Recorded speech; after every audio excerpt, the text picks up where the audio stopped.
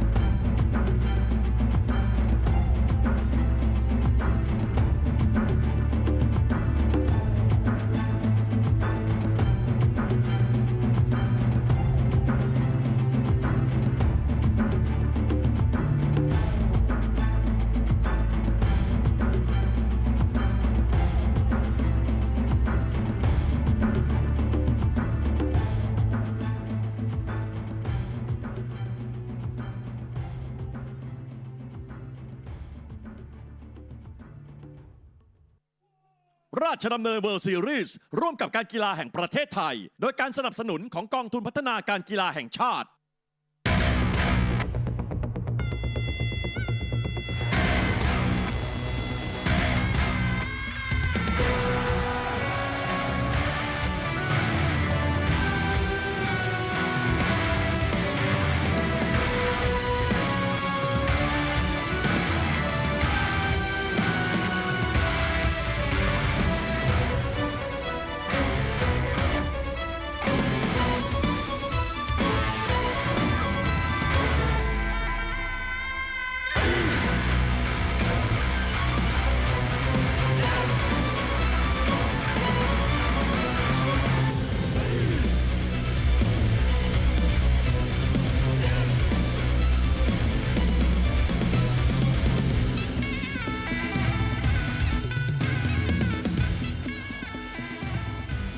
Sawadee-Kap! Greetings fight fans watching around the world live on DAZN to 200 plus countries and territories. This is RWS Rajadamnern World Series.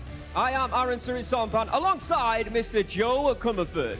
Tonight on RWS, once again we are bringing to you 7 action-packed Muay Thai fights live from the birthplace of Muay Thai, Rajadamnern Stadium. And don't forget, tonight the Snow Leopard returns. Marie Ruumet coming off her win for the Flyweight title, and now she defends it for the very first time right here at Rajadamnern Stadium against the MSC Tournament winner, Jitty. Alongside that, we have some amazing fights, so let's have a look at the fight card.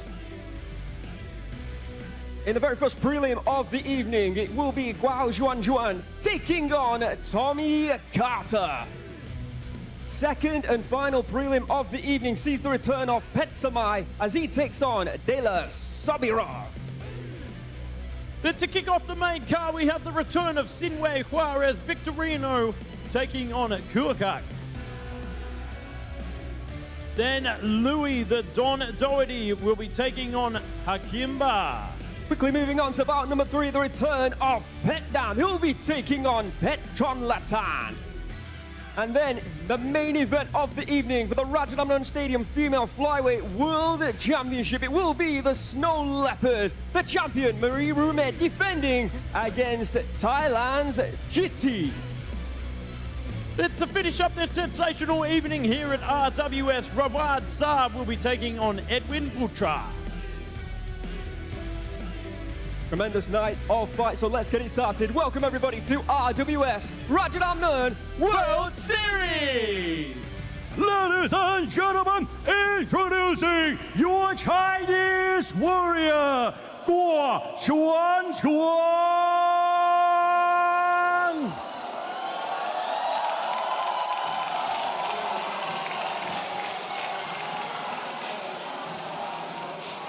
We have a debutant on our hands to kick off the prelims this evening. Well, Zhuan from Hainan, China. The heavy-handed debutant makes his first appearance tonight and already kicking off with big combinations, stepping into the ring. Expecting a lot of excitement from this young man right here. Welcome to RWS. Wow, Zhan.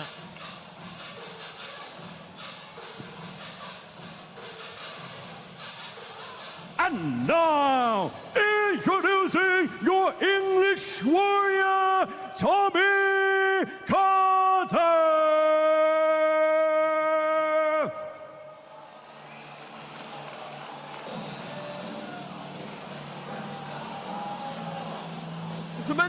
Tremendous talent coming out of the UK scene.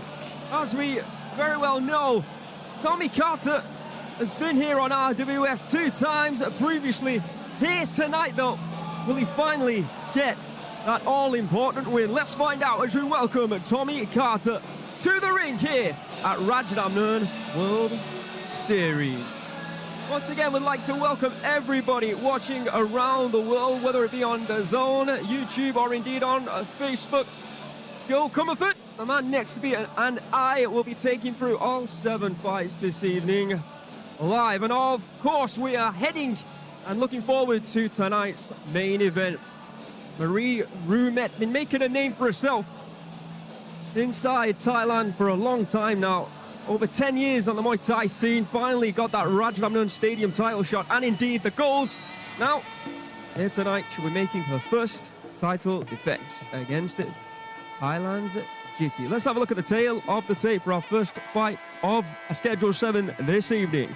In the red corner, 𝐌𝐔𝐀𝐘𝐓𝐇𝐀𝐈 from China, 20 years of age, standing at 175 centimeters, weighed in yesterday at 132.8 pounds here at the stadium with a reach of 166 centimeters.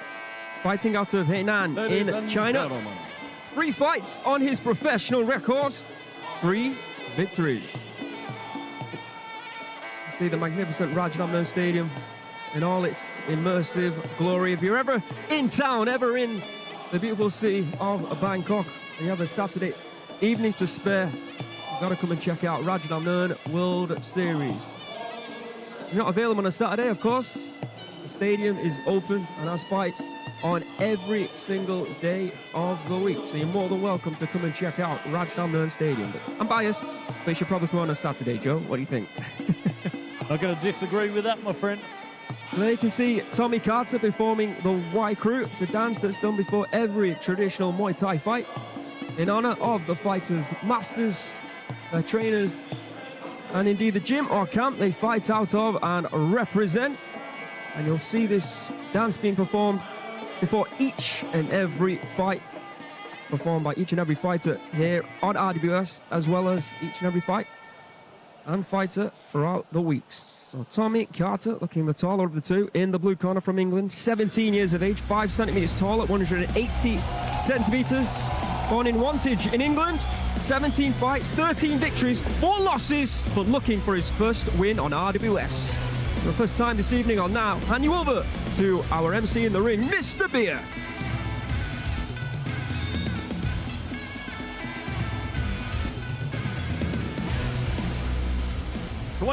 Greetings, ladies and gentlemen. My name is Beer, the voice of Rajadamnern, your announcer for this exciting evening. And welcome to RWS Rajadamnern World Series. We are live from the world first Muay Thai Stadium, Rajadamnern Stadium, the birthplace of Muay Thai, and watching live to over 200 countries around the world on DAZN. It is time to start the first prelim. Ladies and gentlemen, are you ready?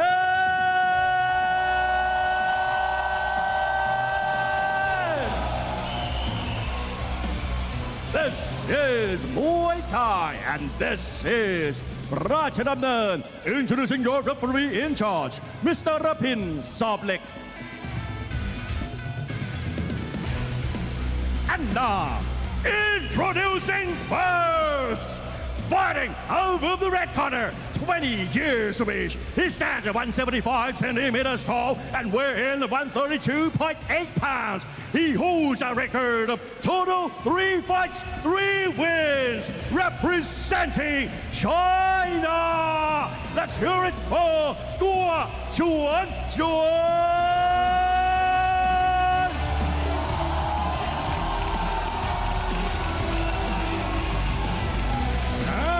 Introducing his opponent, fighting over the blue corner, 17 years of age.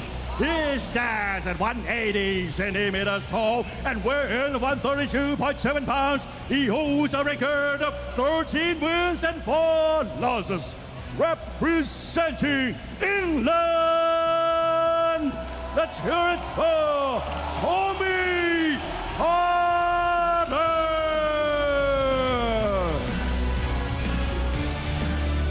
All right, here we go. A tale of 2 careers thus far here in RWS. 𝐌𝐔𝐀𝐽𝐽, undefeated from 3 fights. Tommy Carter looking for his first win. 2 losses in his previous 2 3-minute rounds. Oh, of course, Tommy having the experience over Gual here at RWS. setting a good precedent so far with those right kicks, doubling it up. Stiff jab, disrupting the rhythm. Beautiful right low kick there from Tommy. Just looking in the corner of Tommy is Tapaotong from Sigma Win, Tapao's brother. Our welterweight champion here at RWS. Tommy caught him with that one. Good low kick once again there from Guao.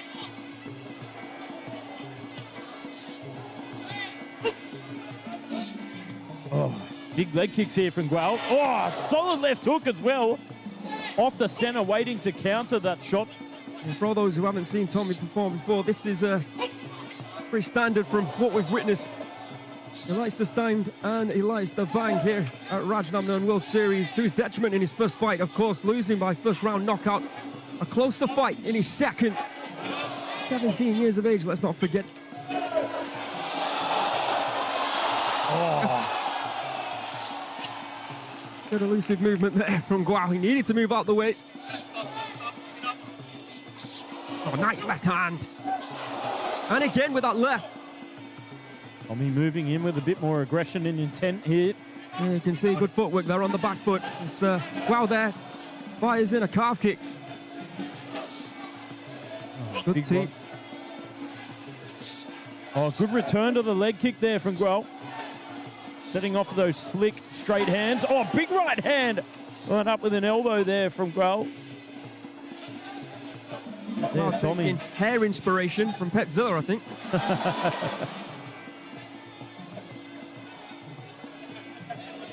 Keeps getting caught, Tommy, with that low kick to that standing left leg. He's got to be careful of that. Nice left knee there from side control. Tommy might have a little bit more success in the clinch if he tests it out a little bit more. 44 seconds to go. Here in the first round. Oh, big combinations here. Our Chinese fighter, well, on his debut here. Let's have a look in the chat. Fans from Mexico waiting for Sinway to make his appearance later on tonight, and also fans from Indonesia supporting the fighter who will take to the ring the last fight of the evening, Edwin Putra. Oh, big left kick there. Oh, good combination, but there sets off that left jab to disrupt the rhythm in Tommy. There's a nice left kick on return there from Tommy, just finding it hard to set his own rhythm and distance. Oh! There's a spinning back fist to the body. Good left hook to end the round there from Juan. Entertaining round. Both fighters standing toe-to-toe for the majority of the 3 minutes. Tommy Carter on the front foot. Wow. A lot of that round doing a good job, a really good job, truth be told, fighting off the back foot. If you're new to RWS, there is open scoring, so you won't have to try and work out for yourselves how the judges have scored it. You'll get to see it after each and every round. Let's have a look at these very, very good highlights here from both these fighters. They match up really well, it has to be said. Wow, I was looking for that left hook on a couple of occasions. Found it on a few. That right hand from Tommy. One fired back from Guao. Like I said, great first round. Let's see how they scored it. How do you think it will go? Put it in the chat. Let's see. Ladies and gentlemen, in round one, 2 judges scored 10-9 in favor of the red corner, and 1 judge scored 9-10 for the blue corner. Judges are split, and I think understandably so, Joe. It was such a great round, and it was so close. Judge number 1 and number 3, they've scored it in favor of Guao. Judge number 2 has it in favor of the fighter from England, Tommy Carter. Certainly some arguments to be had there on both sides of the fence, of course. The disrupting combinations of Guao there, making it hard for Tommy Carter to reset in his rhythm, but Tommy was doing a phenomenal job early on, fighting on that front foot, cementing in those kicks right to the midsection, and then even throwing off that left switch kick to try and disrupt that right hand from coming through. But I feel that Tommy's really got to start hard and fast here. Yeah, got a few fans from England in the chat saying it's nice to have English commentary on YouTube. We agree with that as we kick off round at number 2. So work to be done for Tommy Carter. And again, that left hook seems to be the favourite weapon, doesn't it, of Guo Juan. Tell you what, I love that switch kick of Tommy Carter targeting that right arm, trying to take out the punching power. Oh, a solid right hand straight down the pipeline. Oh, and again, but it seems to be Tommy Carter who comes off worse from that exchange, unfortunately, for the Brit. Nice vice grip lock here, inside control from Tommy Carter. Making up for that lost ground after that last exchange. So here we are. Oh, beautiful left kick, front and center.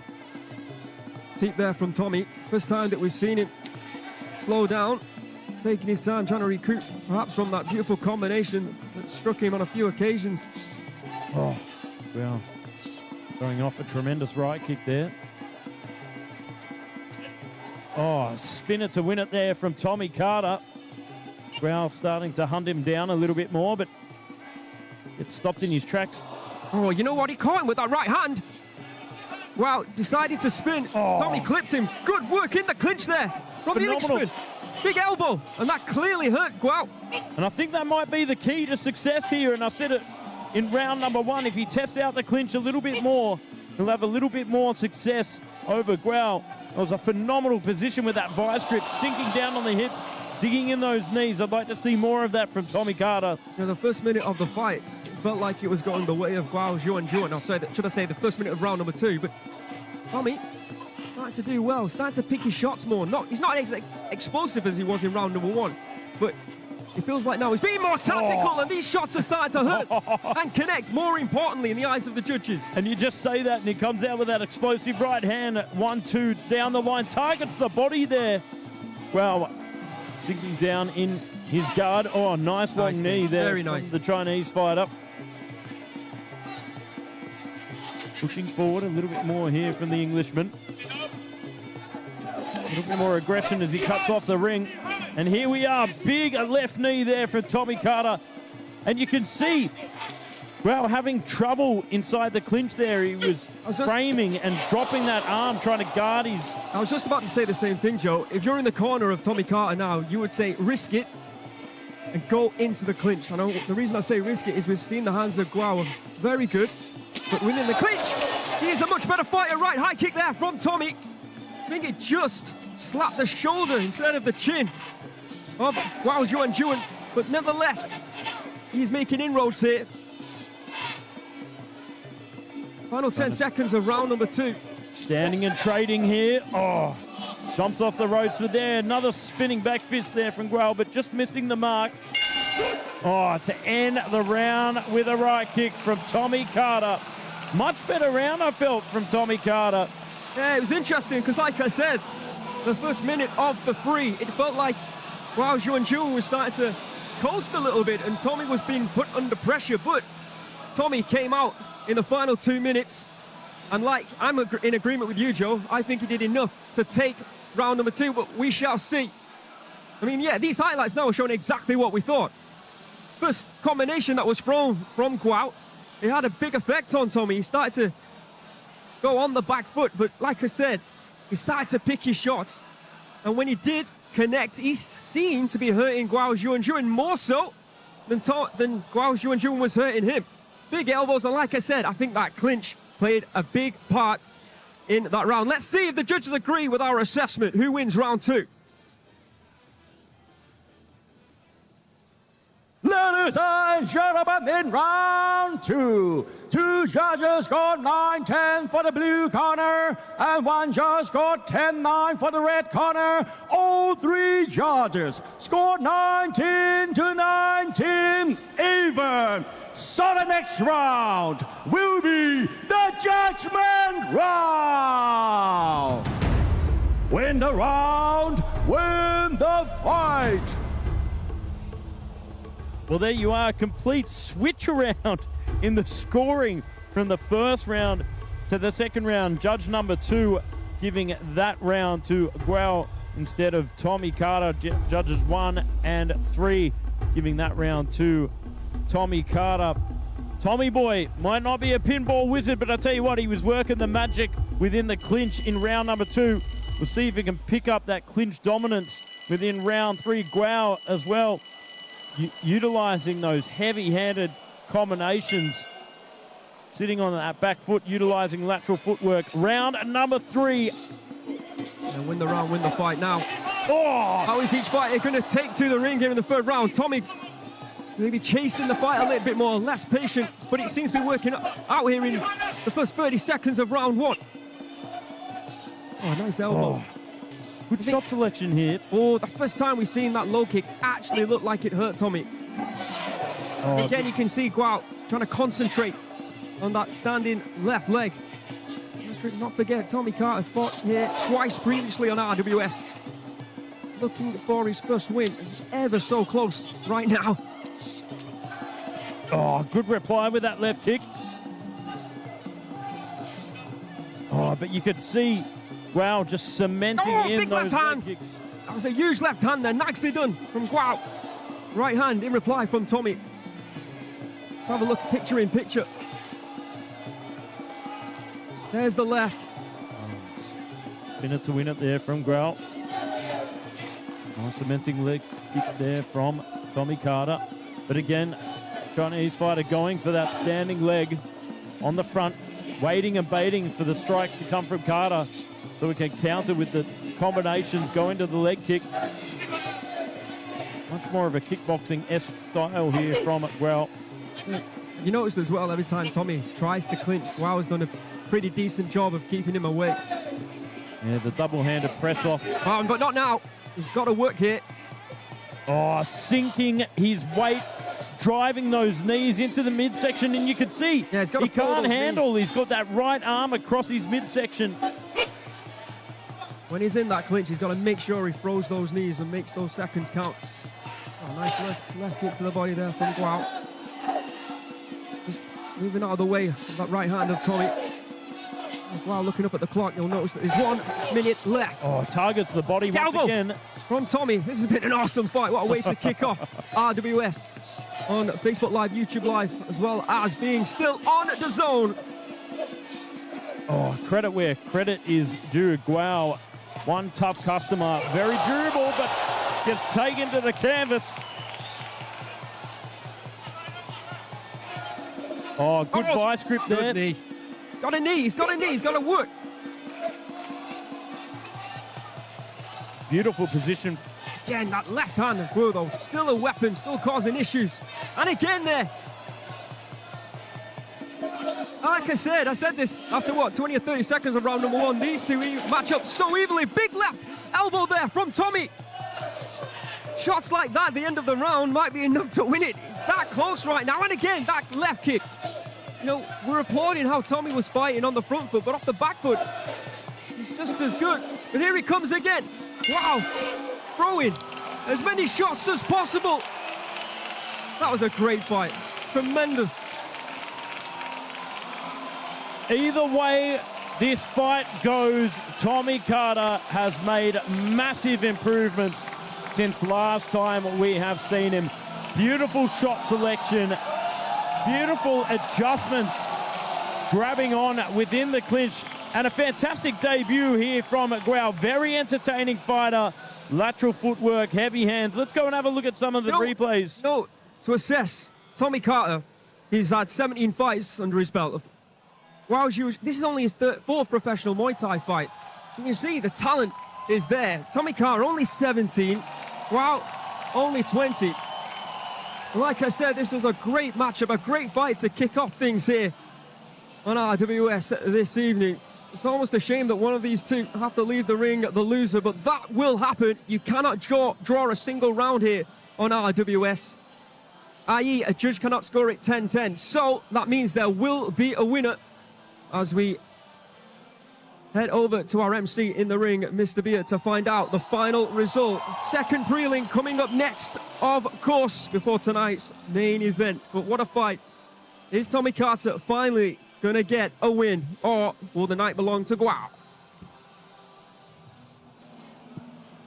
Ladies and gentlemen, after 3 rounds of Muay Thai action, we go to the judges' scorecard. all three judges scored this bout 29-28. Declaring your winner by way of unanimous decision.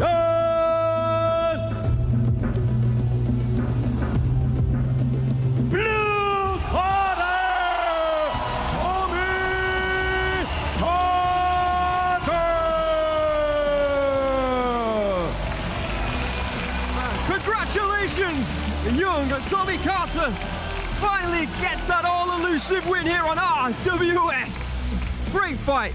We're moving on to our second bout of the evening. We see the return of both Petchsommai and Sobirov, Thailand, taking on Uzbekistan. That fight is coming up next.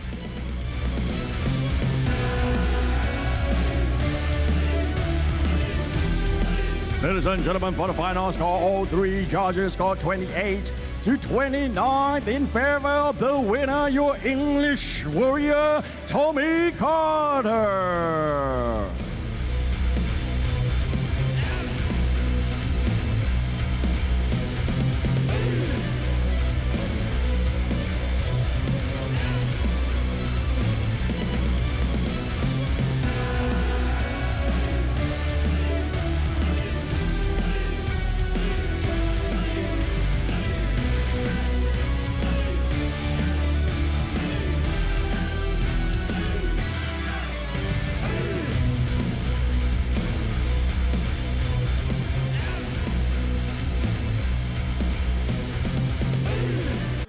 To shut down the aggressor. Huge elbow! Oh my goodness! Huge elbow from... He's now going to come in and try. Oh my goodness. And it's all over. And then from Retiwada. He's out! Somebody's out! Somebody's down! Wow! Retiwada! มาช่วยแรกแล้วหมุนออก มีอาวุธตอนจากโอ้ยศอกขวากรรมการไปทุนโบกมือยุติการชกเลยครับ โอ้โหการศอกทัดมาลา There's no way. Oh, and a nasty cut right there on the... Kid, as long as he can get close to throw those big elbow strikes like that. And the left elbow connects here in round number 2. เชื้อสายฝรั่งเศสโอ้เตะซ้ายน็อกเลย โอ้หลับเลยครับ โอ้โหสตาร์บอยนาทีทองไปหล่นเลยหล่นเลยโอ้โห Oh, on the left kick. Oh! Left eye kick from Kuekkak. Wow! Oh! My word! A big right eye kick. Wow! It's all over. With under 1 minute on the clock. Even in for the kill. Oh, Another head kick. What an incredible way to finish.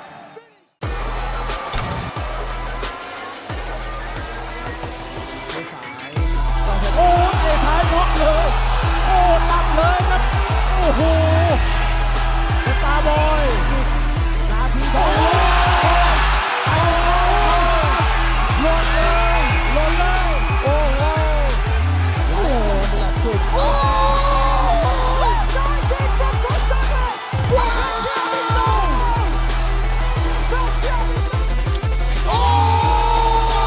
A big right eye kick. Wow! It's all over. With under 1 minute on the clock.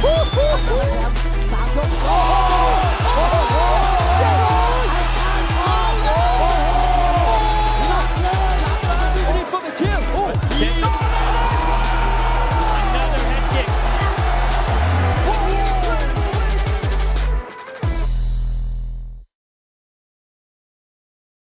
โดนศอกขวาโอ้ยเมาโดนบางทีคอหักโอ้โหจบเกมจบยกแรกเลยครับ Easy as it was. Oh! Goodness! Wow! Right hand for Retiwada, and down goes Ruslan. Woo-hoo!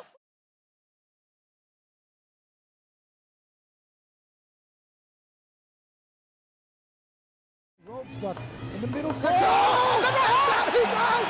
And down he goes! And down he stays! It's all over! In only 1 second!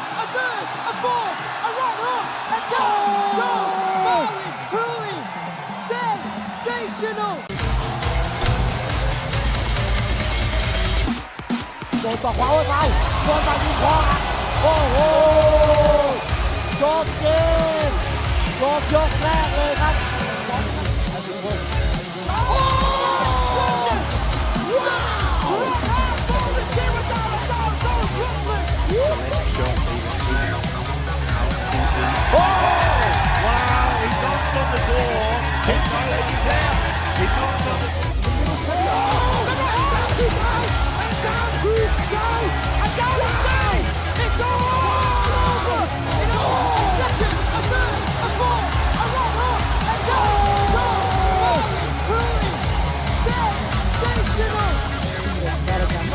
He goes and down. He goes and out. He is Naraka, the winner.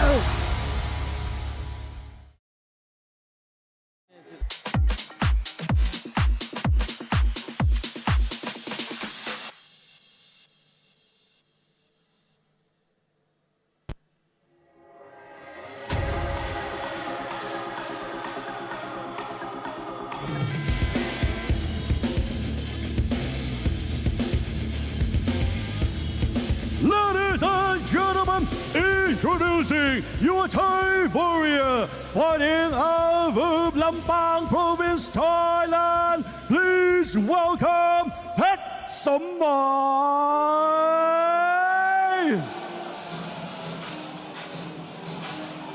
Petchsommai returns to RWS. 0-1 here. Rajadamnern World Series. The 2018 Rajadamnern Stadium 112 champion and a multiple Omnoy Stadium champion in different weight divisions. Welcome back, Petcsommai. And now introducing your Uzbekistani warrior, Dala Sobirov.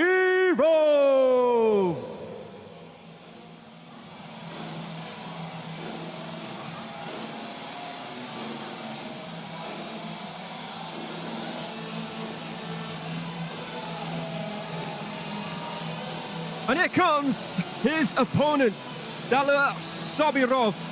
For all the titles and the compliments that Petcsommai holds, it's actually Dala Sobirov who has more experience here on RWS. If that counts for something, he's 1-1 on this promotion.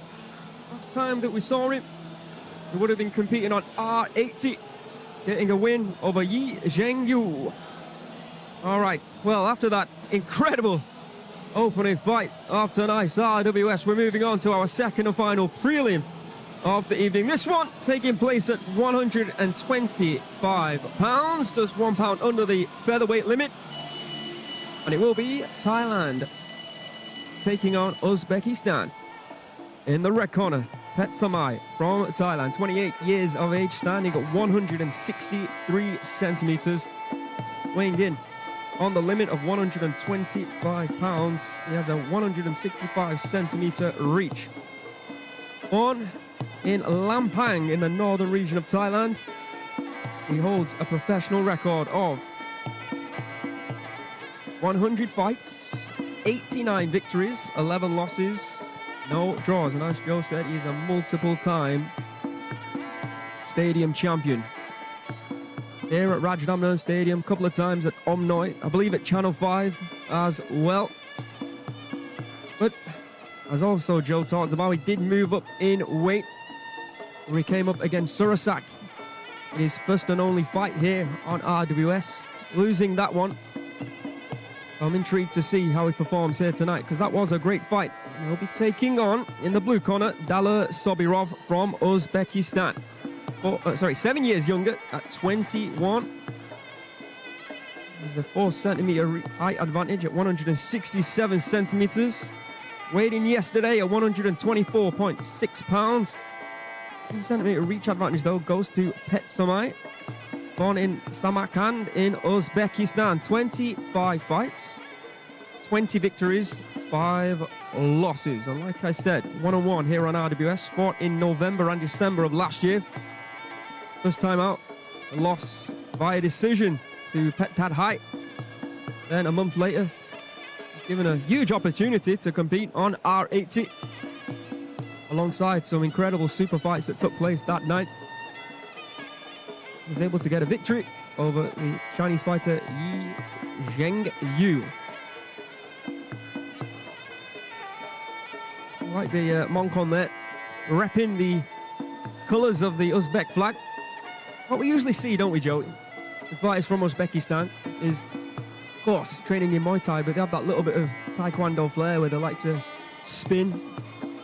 Sometimes it can be very awkward, very difficult for a standard stadium Muay Thai fighter to get used to the weapons that are being thrown. Sometimes they find it very easy indeed.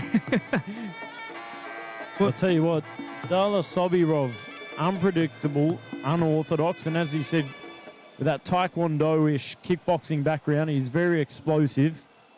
And just like Guo in the last fight, uses a lot of lateral footwork, you can expect to see a lot of spinning attacks in this fight from Dala Sobirov. But I tell you what, certainly packs some heavy hands.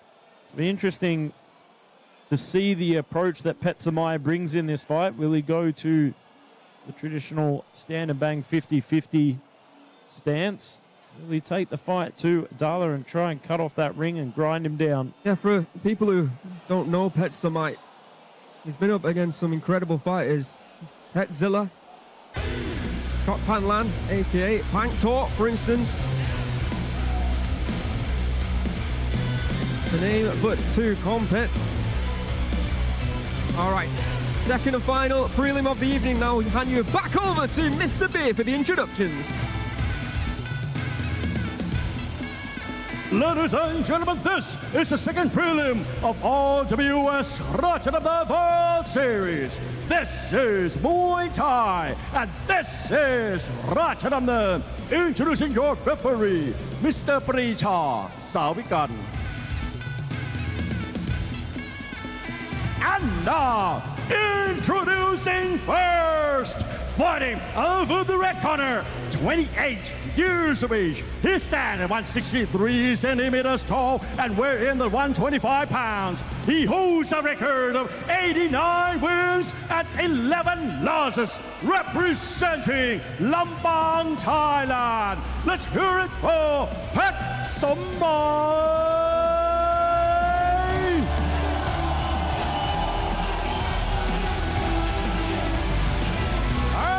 Introducing his opponent, fighting over the blue corner, 21 years of age. He stands at 167 centimeters tall and weighs in at 124.6 pounds. He holds a record of 20 wins and 5 losses, representing Uzbekistan. Let's hear it for Dala Sobirov.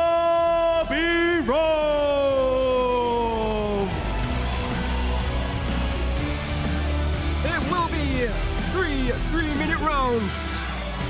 125 pounds. Petcsommai, Thailand. Sobirov from Uzbekistan. Abby Carrolls from Thailand. Joe Comerford from Australia. Here we go. You can see Dala Sobirov very light on his feet, shifting the weight between the stance. Oh, going for that axe kick. One of the things that we often expect from Dala Sobirov, that axe kick straight through the middle. As you said, Aaron, coming from that Taekwondo background. We always assume, don't we, with fighters from Uzbekistan. High kick to the midsection there from Petcsommai. Oh. Again, beautiful counter work there from the Thai. You can already see what Petcsommai is relying on here, the solid fundamentals as he switches stance. You're looking to lean back and set in that right kick. Oh. His best work in the stadiums happened, probably like 6 or 7 years ago now, where he was fighting at 115 pounds, 118 pounds. It's a big jump up to 125. And he struggled, didn't he, in his first fight against Surasak. I'll tell you what, he's got a bit of a task ahead of him here with a very unpredictable Sobirov. Seen Dala fight quite a fair bit. He's got a fair bit of knockout power in those hands as well. That left hook. As he switches stances. close with that. Using the ropes for leverage there. Petchsommai, nicely done. Good application of the body lock there to shut it down. A lot of aggression here from Sobirov. As I said, very light on his feet, switching between the weight. Oh, catches the kick, sets in that right hand. Left hand! Stunning from Petchsommai. Sobirov is struggling to get back to his feet, and it's all over in round number 1. Didn't I say it was about the wait and bait and anticipate? And that's exactly what Petchsommai did. He didn't do it with the kick. It was the left hand, but it was all about the counter work of Petchsommai. Yeah, for all of round number 1, he was happy to compete off the back foot and just bait in Sobirov. And I think many of us were expecting more of those kicks to the body, but all of a sudden Petchsommai throwing that absolutely sensational hook, catching Sobirov from probably the Muay Thai world. Tremendous. Now, after his loss against Surasak, I think many were expecting him to possibly drop down to 122 pounds. But he can strike with the best of them, it seems. At featherweight, let's see highlights from the first and only round.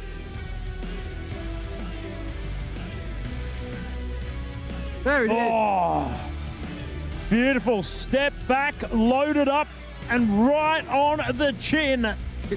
Sobirov was throwing that left kick. Oh. His hands were down. And Petchsommai reaps his rewards with that absolutely beautiful left hook. Let's see it again in slow motion. On the money, I think they call that, Joe Comerford.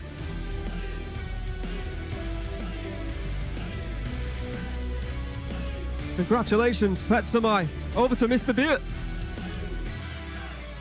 Ladies and gentlemen, after 1 minute and 54 seconds in round 1, we have the winner by way of knockout, red corner, Petchsommai.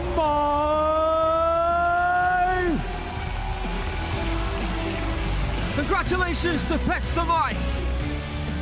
Is he heading back into title contention this year? We shall find out. Coming up next, Rey Mysterio, no, Sinway will be making his return to RWS as he takes on Kuekkak. Sinway, Juarez, Victorino from Mexico, Kuekkak from Thailand. That fight takes place in the first fight of tonight's main card.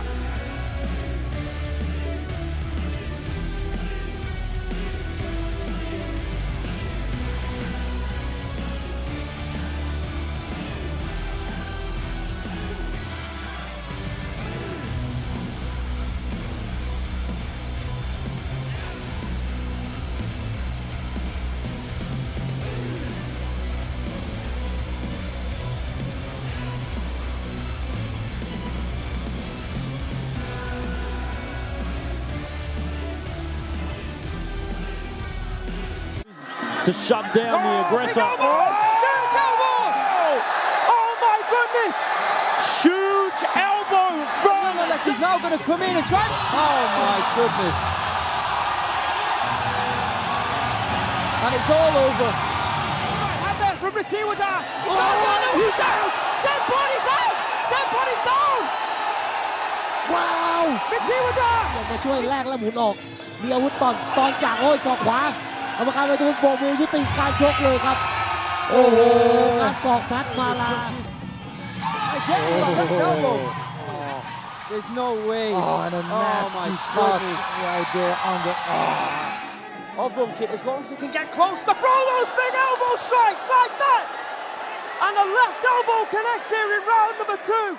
เชื้อสายฝรั่งเศสโอ้เตะซ้ายน็อกเลยโอ้หลับเลยครับโอ้โหสตาร์บอยนาทีทองไปเลยหล่นเลยโอ้โห Oh, on the left kick. Left eye kick from Kuekkak.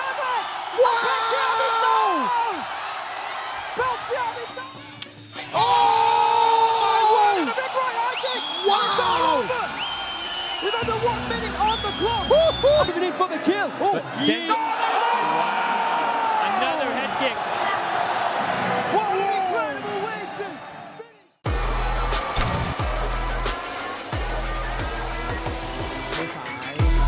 โอ้เตะซ้ายน็อกเลย โอ้หลับเลยครับ โอ้โหสตาร์บอยนาทีทองหล่นเลยหล่นเลย โอ้โหโอ้โหแบล็คคิกโอ้ได้คิกfrom Kuekkak ว้าว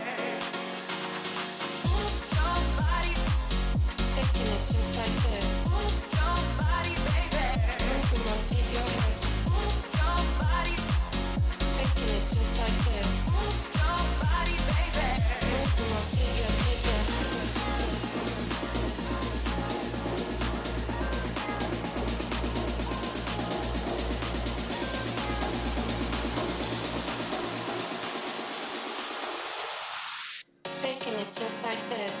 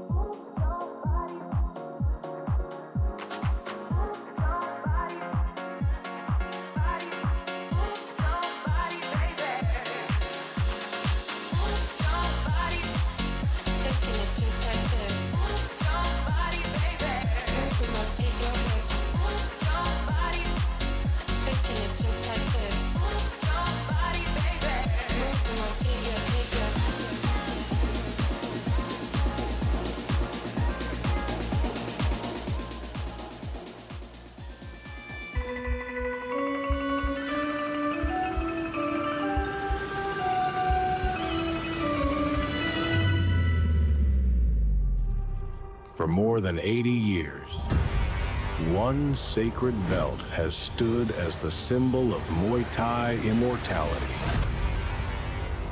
Forged in history, guarded by legends.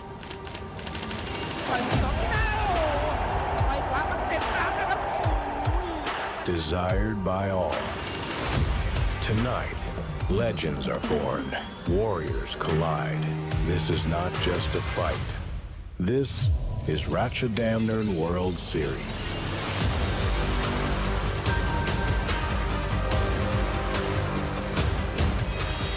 Daniel is back. Be ready to head off anyone who dare to take this belt. The little warlord returns to claim his place in a new division. ฉลามยังไม่มีผู้ต่อยผมพร้อมที่จะลดลงไปขอเป็นซูเปอร์ไฟท์ Last year tournament champion Chyla competing against Yothan, the current Rajadamnern Stadium champion. ผมจะเอาเลือดของน้องเขาเส้นเวทีราชดำเนินให้ได้ครับ ถ้าพี่อยากได้เลือดผมได้เจอกันแน่นอนครับ This is Muay Thai. And this is Rajadamnern. Elbow from Saab Parajai. Wow, what a finish there from the Putra. And that's why they call him the Little Warlord. Oh, swing and a miss. Great return there from Uncle Peck. Danny Rodriguez, the chosen one. The new rising star from the north. Oh my goodness, what a start by Toronto. This is Rajadamnern Stadium Super Fight. Whipping left kick there from Tyler. That's the power. Sangmani trying to fire. Oh my goodness, counter left hand there from Sangmani. Big elbow from him. Without waking him up. Oh, the big left. Double bonus 400,000 baht each.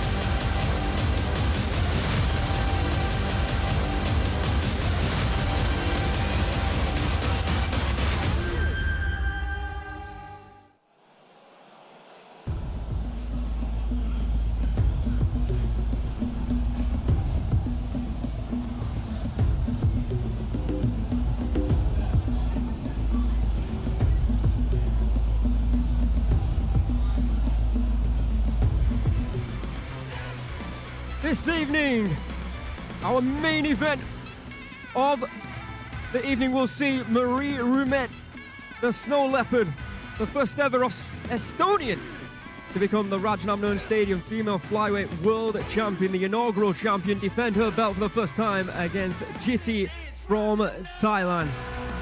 Pressure is on Marie Ruumet.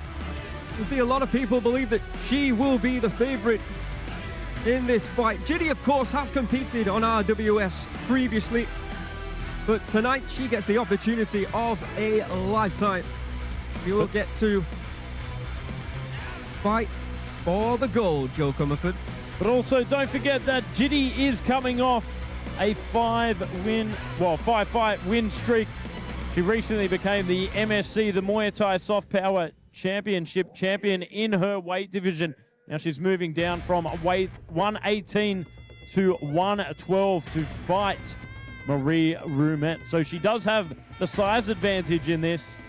Marie Ruumet, though, that incredible display of heart and indeed technical prowess in terms of knee striking within the clinch to claim that belt against Zyedania. She's a special fighter and a special talent, and RWS know that. She's got a great look, can speak Northern Thai.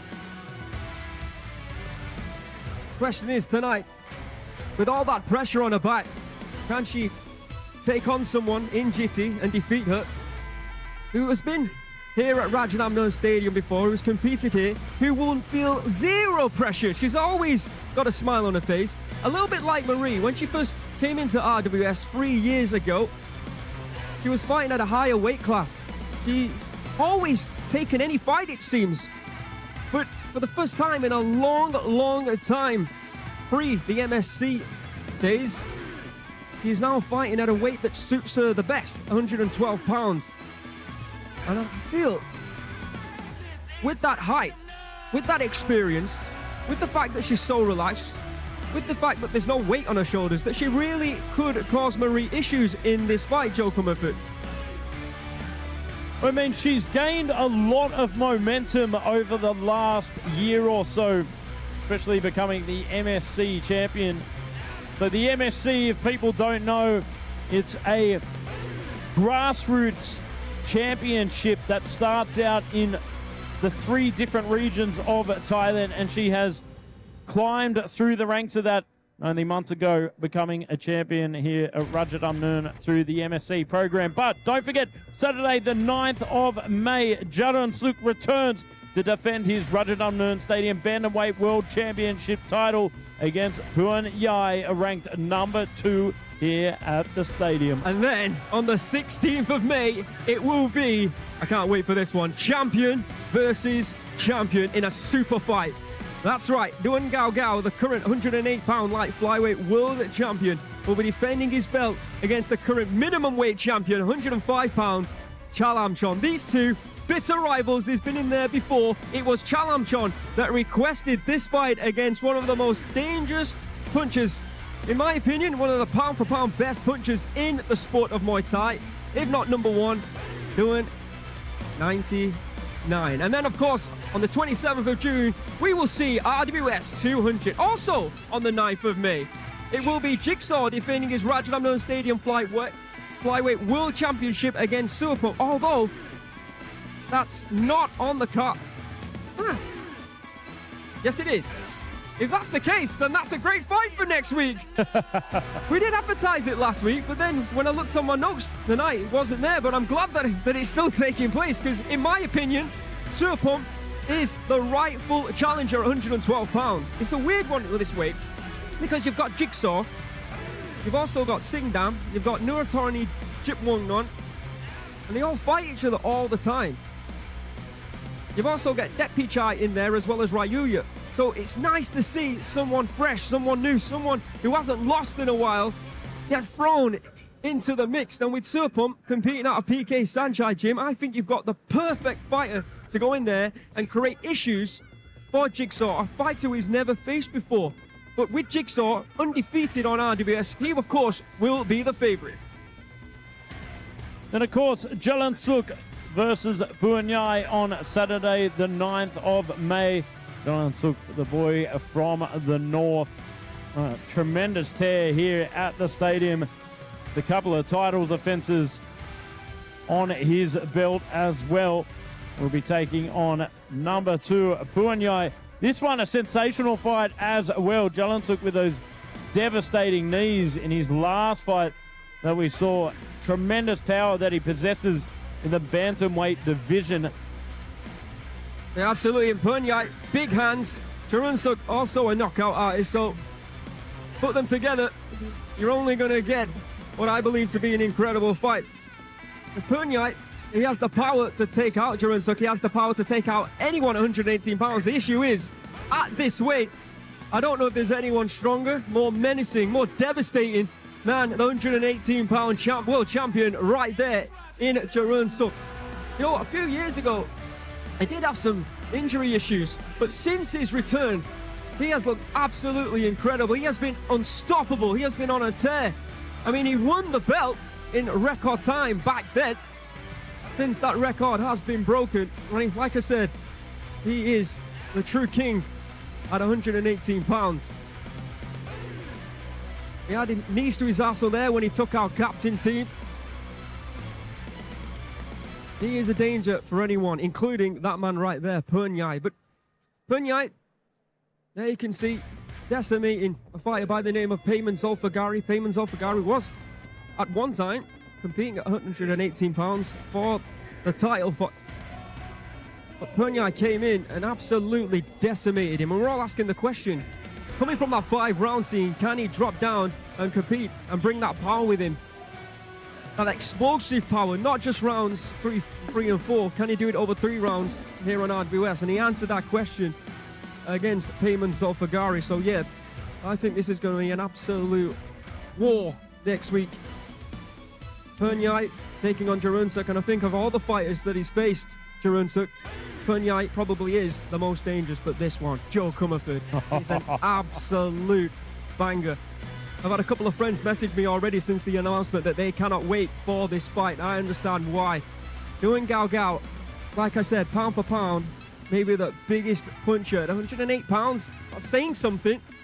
You're not supposed to be able to knock your opponents out at that weight, to be honest, the way he does against Chalamchon, who's one of the most slickest Muay femurs we've witnessed here on RWS. And you put that combination together, it just makes for what could be a sensational matchup. In fact, we know it is, because they have fought 3 times previously, not on RWS, that should be noted, in the 5-round Muay Thai scene, but they're going to bring that experience, they're going to bring that rivalry, they're going to bring it to RWS, and it will be doing. He trains out of PK Sanchai alongside some of the best fighters in the world, defending his 108-pound belt against the fighter who requested this fight, Chalamchon. And the reason is, Chalamchon, not only does he want that belt, but if you're a champion and you're competing against another champion, you know what that means, Joe Comerford. It can only mean one thing, that this is a super fight.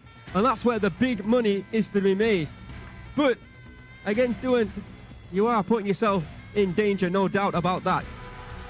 Power versus cerebral output. Of course, Chalamchon now at the famed War Olachar Gym alongside the likes of Petzilla. Not long ago, gained his title back here on RWS. So he's got phenomenal training partners and also some heavy hitters in his training camp. As I said, Petzilla training alongside him. So he's going to get a lot of work done, especially in the likes of sparring, knowing what to expect coming into this super fight. Yeah, 2 fighters who know each other very, very well. And a lot on the line. Duan's belt, and of course, the big money. Another fight, another spectacular title fight you get to see here on DAZN, on Facebook, and now on YouTube live each and every Saturday. We do on our absolute utmost to put on title fights each and every week. And this one on May 16th is one that you really cannot miss. Chalamchon, a slick Muay femur 𝐷𝐀𝐈𝐒, one of the strongest tank-like Muay mats in the game today.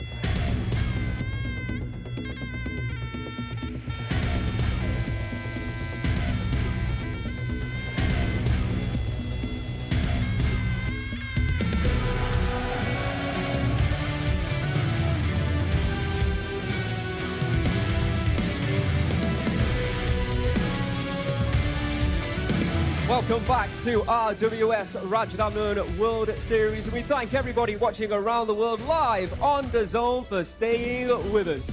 I am Aaron Surisompan, still alongside Mr. Joe Comerford. After 2 exceptional prelim bouts, we are now moving on to tonight's very special main card, Joe Comerford. Of course, we have a huge main card lined up for you, but our main event tonight, the Snow Leopard returns. Marie Ruumet, the flyweight champion of Rajadamnern Stadium, will defend her title for the very first time against MSC Tournament winner, Jitty. Also, we have some amazing fights, so let's have a look at the fight card. kicking off the main card, we have the return of 3-2 Sinway Juarez Victorino as he takes on Thai star Kuekkak.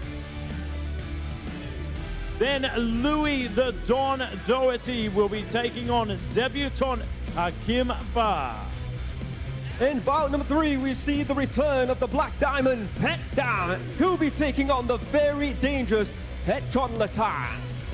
And then after that, fourth bout of the evening, main event time, the Rajadamnern Stadium Female Flyweight World Championship. The Snow Leopard, the champion, Marie Ruumet from Estonia, will be defending her title against Thailand's Jitty.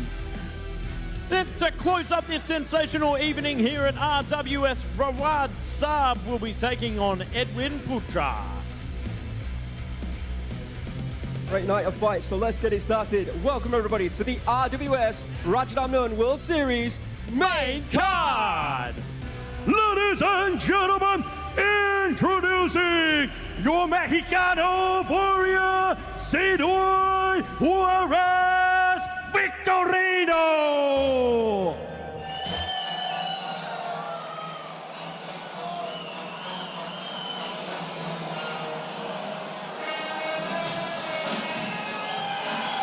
Your Mexican sensation, Sinway Juarez Victorino, never fails to impress and entertain. Aggressive, dangerous. 3-2 here on RWS, training out of the famed Silk Muay Thai in Pattaya City. Sinway, he doesn't waste time. He looks to get involved early, and I'll tell you what, he looks the part tonight, my friend Aaron. Welcome back to the Mexican mauler. That is Sinway Juarez Victorino.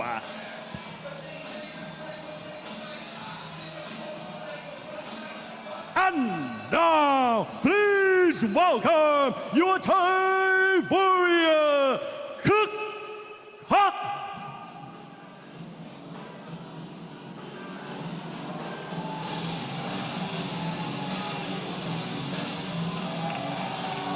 On a decent run here is Kuekkak.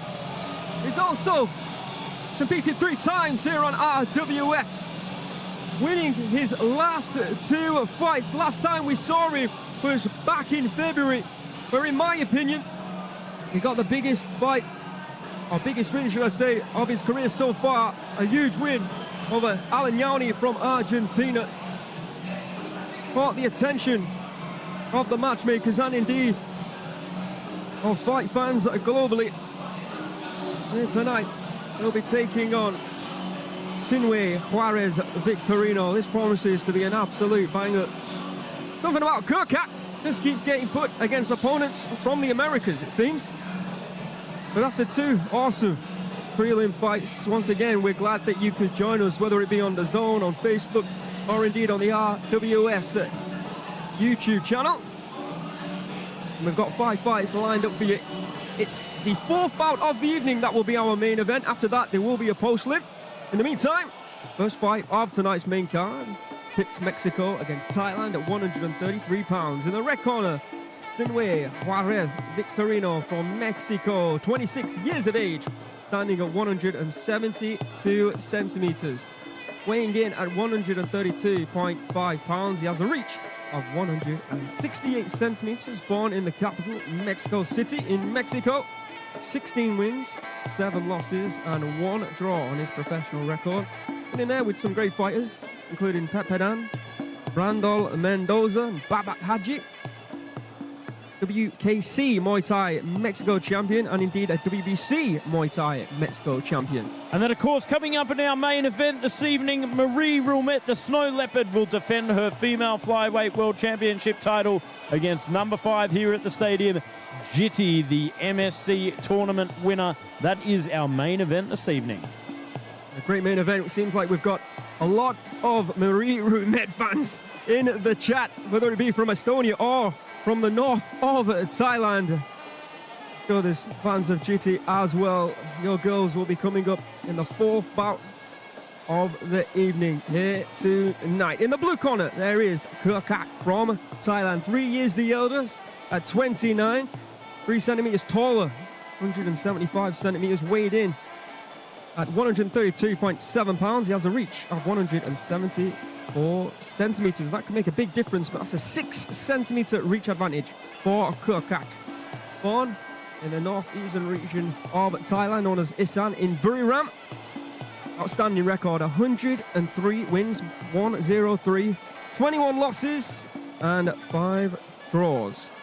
Coming off 2 back-to-back victories against Lucas McAdam back in June of last year, and then this year got a win against Alan Yawney from Argentina back in February. The first fight that he took on RWS was back in 2023, where he got a decision loss against Mongkon Chai.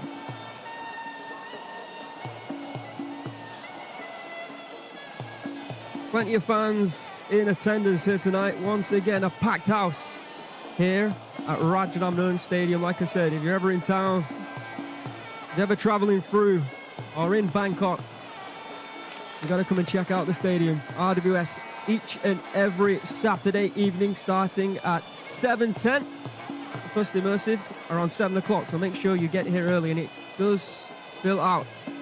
If you can't make it on a Saturday, and there are fights taking place each and every day here at the stadium, just make sure you come. But like I said, I'm very biased, blatantly biased. Try and come on a Saturday if you can. Beautiful white crew there from Sinway Juarez Victorino.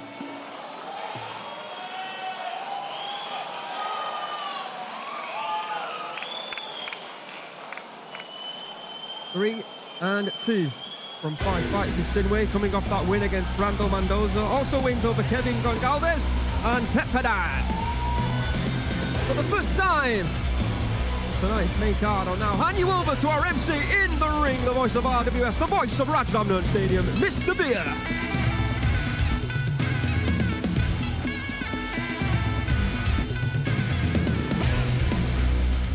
What up, ladies and gentlemen? Welcome back to RWS Rajadamnern World Series. I am Beer, the voice of Rajadamnern, your announcer, and now we are entering the main card. Tonight, we are featuring the main event, Rajadamnern Stadium Female Flyweight World Championship. Ladies and gentlemen, it is time to start the first main card of the evening. This is Muay Thai, and this is Rajadamnern. Introducing your referee in charge, Mr. Thanwut Rangrong Anusorn. And now, introducing first, fighting out of the red corner, 26 years of age. He stands at 172 centimeters tall and weighing 132.5 pounds. He holds a record of 16 wins, 7 losses, and 1 draw. He is WKC Muay Thai Mexico champion and WBC Muay Thai Mexico champion, representing Mexico, the Territory Senor Juarez Victorino.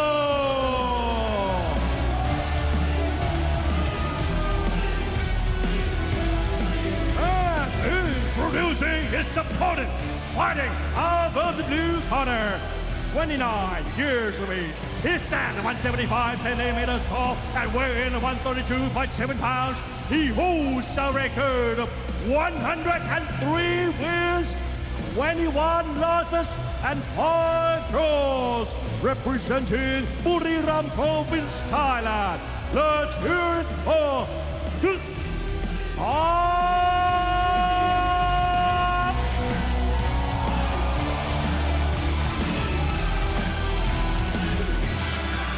Mexico taking on Thailand. 3 3-minute rounds of Muay Thai action here.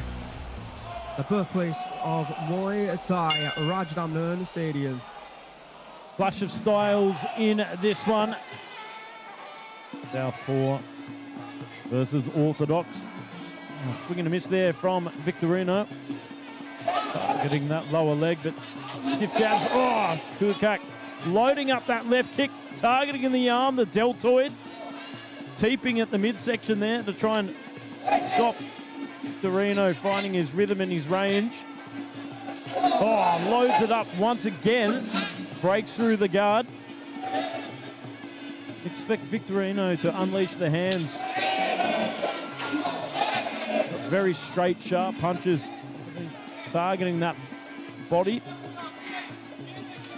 Oh, from Kuekkak! Wow, and that rocked Sinway. Surprised Kuekkak's not leaping all over him right now, but taking his time. Oh, his body kick got him! The body kick! I think it was the dip that you were talking about, the toe teep that we've seen time and time again here at the moment. Certainly wasn't it? We're adding new techniques, or techniques that we haven't seen in a long time. That teep jig, as it's called. Let's see it again. There it is. And you know what? He walked straight into it as well. So it would have probably doubled the effect. Oh, big knee there. Once again, you can see Kuekkak going down to the body. Correct move. Oh, he's looking for it again. Oh, and you could see the eyes just magnetized to the midsection of Victorino, going again for that dip, that toe teep from the rear, loading up the power range. If it ain't broke, don't fix it. Nice low kick, calf kick there from Sinway. But Kuekkak, rightly so, he's blood in the water and he's doing everything in his power right now to take out Sinway. I mean, it was that big overhand left, wasn't it, that rocked him initially. Then, like you said, that teep. He's got to set it up if he's looking for it again. Oh, solid right kick off the back foot there from Kuekkak. Kuekkak taking his time a little bit more now. Alvarez coming in with a lot more intent, a little bit of desperation. This one. Someone on the chat saying those toe teeps are nasty. Couldn't agree more.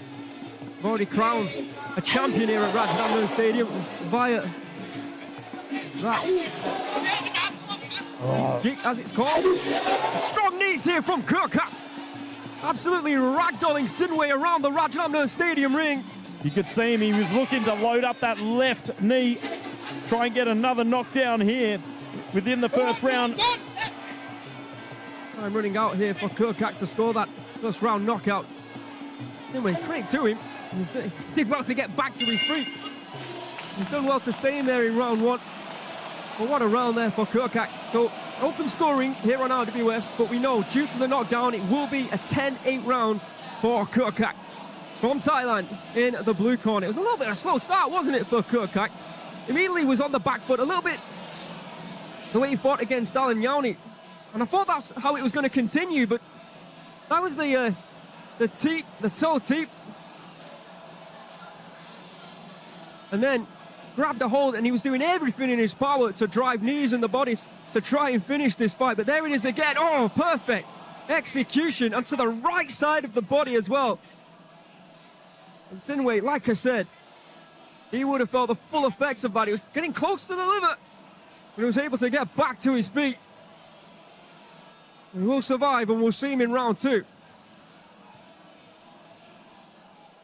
Ladies and gentlemen, in round one, all three judges scored 8-10 in favor of the blue corner.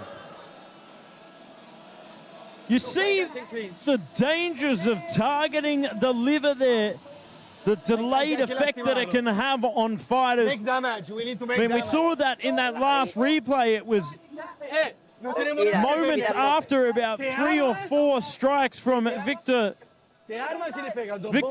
there that he destabilized and shut down. Just amazing the delay that those liver strikes can have. But here we are coming into the second round, 10-8 round, obviously there to Kuekkak. Yeah, so I was having a conversation with my old man about this technique after Sangmani fell victim to Igor Bikrov's what's called a teep jig, and it literally translates to a peck, like a bird. The word jig. And that's what we saw there. See how round number 2 goes, but Sinway, he has to win the 2 remaining rounds just to get a draw right now due to that knockdown. Oh! Tremendous kick upstairs there from Kuekkak, loading up that left, targeting high but deflecting off the glove of Victorino. You can see him setting in his ways, keeping that guard nice and high. Targeting that lead leg, Kuekkak. Coming in with a solid left hand over the top. Again, getting closer with that left kick.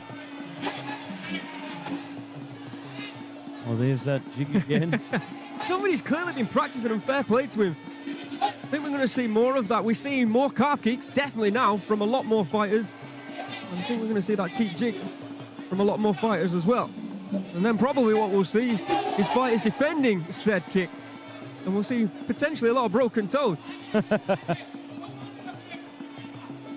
Pressing forward here from Kuekkak, but the pendulum sways. That was a Victorino. wicked shot once again to the body there from Kuekkak. Targeting that lead leg, not a bad move here from Victorino. You know something, Kuekkak not chasing the knockout as you might expect. He's waiting for Sinway to come to him so he can then throw the shot, throw the counter strike that he wants to. About patience now for Kuekkak because he is in the lead. He just has to win one more round from the remaining two to make sure he gets his hand raised. And I think that's how he's playing it right now. But if the openings are there, he's going to throw those left high kicks. He's going to throw those toe teeps. Well, you can see the range that he's kicking with. He's targeting those punching arms to take out the power from Sinway. Oh, locked up inside the clinch now. Locking it down to get back on the outside so he can sit on that back foot. Sinway has to take risks. And him pushing forward and him throwing, it's going to have two side effects. Either he's going to score something big or Kuekkak's going to counter with something big. You can see he's a little bit tentative to rush in as he anticipates that jig or the left kick up onto the deltoid. Oh, looking for the elbow. Mistake there from Kuekkak. On it here. Nice right jabs to get out of the way, to get out of the corner there. This is good work, though, it has to be said. From Sinway right now. And taking his foot off the gas, Kuekkak, has it allowed Sinway to move forward. I mean, if Sinway does win the two remaining rounds, 10-9, it will be a draw. Good spinning kick, you know, it looked like it connected to the side of the body. Kuekkak, I think it might have hurt him, you know. He was just trying to put on a poker face. Locking up inside the clinch now. Just nullifying the action to get back on the outside. Loading up. There's the bell for the second round. How are we scoring that one?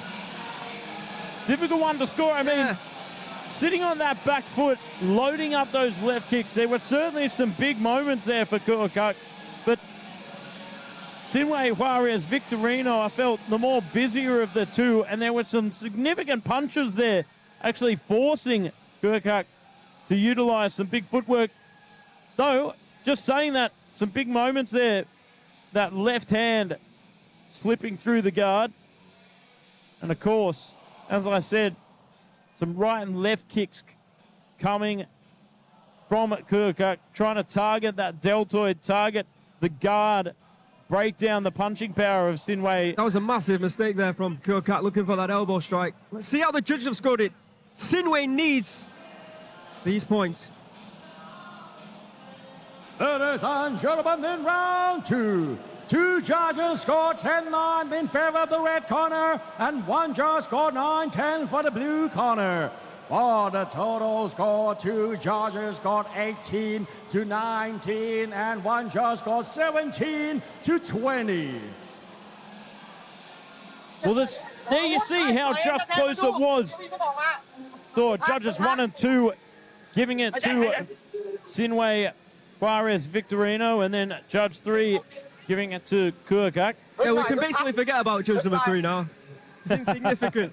It's all about how judges 1 and 2 are going to see it now. If they score it in favor of the Mexican, he can walk away with his hand raised. It will be a draw, of course. But there's a lot of motivation now for Sinway. After that, what was a disastrous round number 1 for the Mexican, but credit where credit is due. He bit down on his gum shield in round number 2, and he really made a go of it, and he got his just rewards. And pressure on now. for Sinway still, and I think there's a little bit of pressure on as well for Kuekkak, because if you're a fan of his, if you're in his corner after scoring that knockdown in round number 1, you won't want to walk away with a draw. And how is he going to play is the question. Is he going to go on the back foot? Didn't really work out for me in round 2. Here comes Sinway, applying the pressure. Heavy hands here from the Mexican. As you might expect. Spamming the leg kicks on the inside of that leg, and it feels like it's taken a bit of sting here out of Kuekkak. You can see strikes landed 15 from Sinway in the last round to 11 to the midsection. Ooh. Now this is what you don't want to see from Kuekkak now. Fighting off the back foot like this, like I said, it didn't work out for him in round number 2, so to continue to try and strike like he did in the second round instead of the first could be an issue, and the referee's actually going to step in and tell him that he can't keep being on the back foot. There's his first warning. RWS. Now, they are the rules, but I don't think we see it enough, to be honest. If indeed they are the rules. Some Muay Thai fans globally believe that it's okay, it's fine. But if you believe that, that's okay. But here on RWS, if you're going to create rules, you've got to invoke them. So fair play to the ref. See if Kuekkak listens. Oh, looking for a spinning back elbow. Finds the left jab. Inside kick there downstairs from Sinway, and again. He's working so hard, isn't he? A lot more intent here from Sinway. Victorino trying to cut off the ring, put him up against the ropes, but here we are, locked up, nullifying the action. Having a little bit of a look up at the clock there from Kuekkak. Good left hook, good footwork from Sinway. Creating some angles now. Kuekkak looking tired, Joe. Oh, moving in with that elbow they tried in round 2, didn't work. Didn't work for him there in round number 3 either. Now in the clinch, he's got to throw knees, he's got to score. Victorino doing a good job. He's holding on. He's exhausted. Oh, loads up with that right kick. Good return there from Kuekkak. Using the ropes to his advantage to bounce off and load up that left kick. Doesn't seem like there's a lot of power behind those shots from Kuekkak, though, in my opinion. Here we are, 30 seconds to go. It's all or nothing here for Victorino. Stepped away there, Sinway, to make sure he didn't get clinched up. That was nice work. Right shot to the body. Good combination. Off we go, final 10 seconds now. As he continues to walk him up against the ropes, looking to sink his weight, create space for those knees, but the dying seconds, the clock is running down here in the third and final round. Back kick, left jab. A great way to finish the round. From a cut open, it seems Sinway. Juarez, Victorino, will that be enough to get the draw here tonight? Sinway, Juarez, Victorino. Did he just taekwondo him in that last exchange? Wow. What an axe kick. You might win this fight for saying taekwondo him. That's amazing. Let's have a look at the highlights. Let's see if we can work out. There's the first round, and you thought that was it. It might have been curtains. For Sinway, Kuekkak moved in. I think he moved in with all his power. That pretty much might have tired him out in round number 1. I think he was pretty much spent, because in round number 2, you could see he was completely on the back foot. Sinway scored it in the eyes of judges 1 and 2. I think he probably should have scored it in all 3 judges, to be honest. And then in round number 3, I think we saw a similar round to round number 2. It was a beautiful left high kick with the spray coming off the face there of Sinway. Big mistake there from Kuekkak with those elbow strikes, and Sinway did well to take advantage of that, looking for the spinning back elbow. Very close to finding it as well in the third and final round. Certainly finds that jab though, and there right at the end. All right, let's find out. Ladies and gentlemen, after 3 rounds of Muay Thai action, we go to the judges' scorecard. The first round scored 28 to 28 even. The second judge scored 29 to 27. And the third judge scored 30 to 26. Declaring your winner by way of majority decision, blue corner,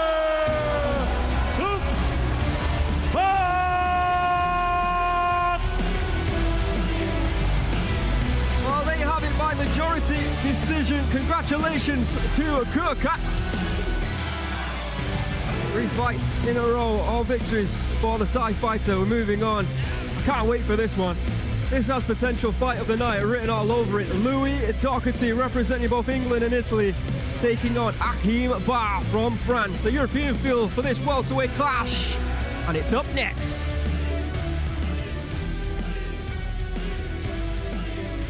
Ladies and gentlemen, for the final score, the first judge scored 28 to 28 even. The second judge scored 27 to 29, and the third judge scored 26 to 30 in favor of the blue corner. Our winner, Kuekkak. All right, ladies and gentlemen, coming up next, England versus France. Right now, they're going to take a short break. I have RWS t-shirts to give away. Ooh, RWS t-shirts, put your hands in the air.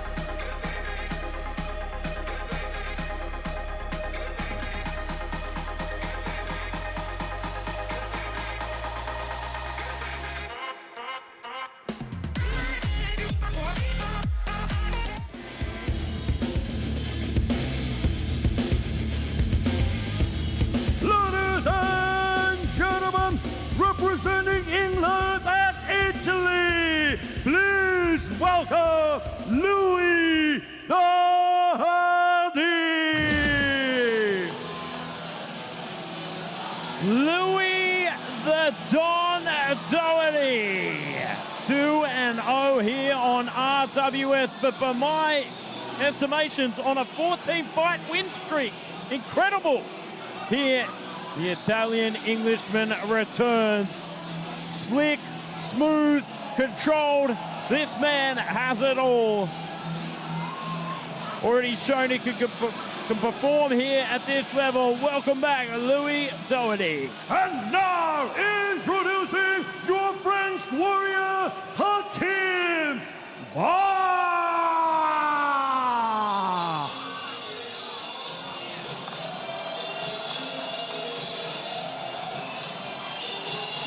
The debut of Hakim here on RWS. Well known to Muay Thai fans globally with an outstanding record. I'm looking forward to seeing him perform here at Rajadamnern Stadium. Multiple time European champion.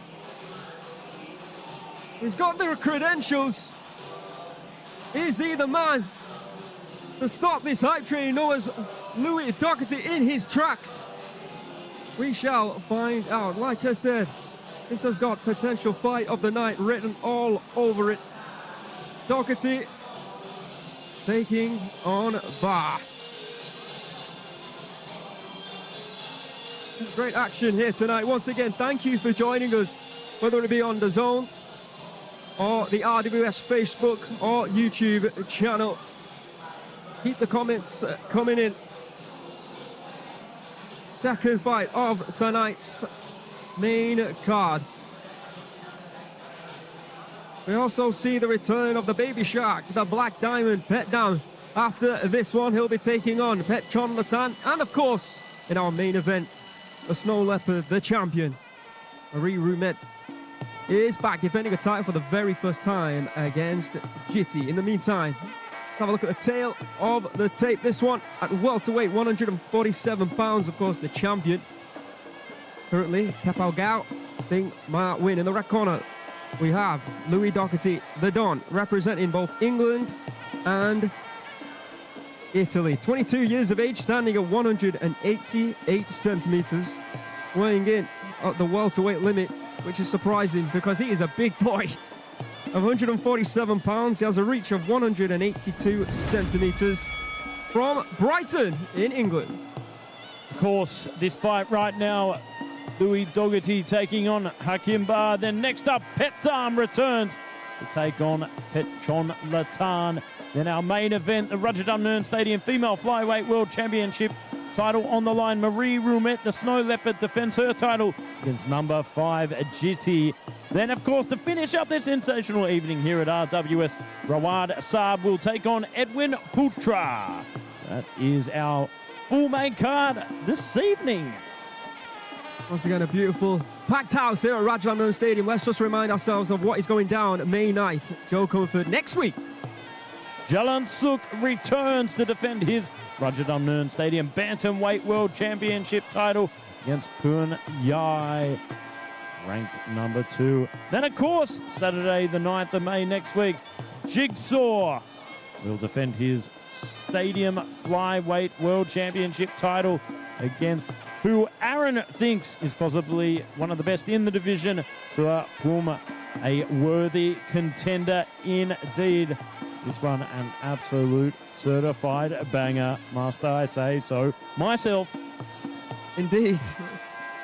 Well, like Joe was saying, currently on a 15-fight win streak, training at a Phuket Fight Club, is Doherty 2-0 here on RWS, and both fights have been won via a knockout. His debut against 𝐓𝐇𝐈𝐒, a very dramatic third-round knockout, and then a few months later, back in February of this year, a very dominant performance and indeed a knockout in round number 2 against Khalis Mullah.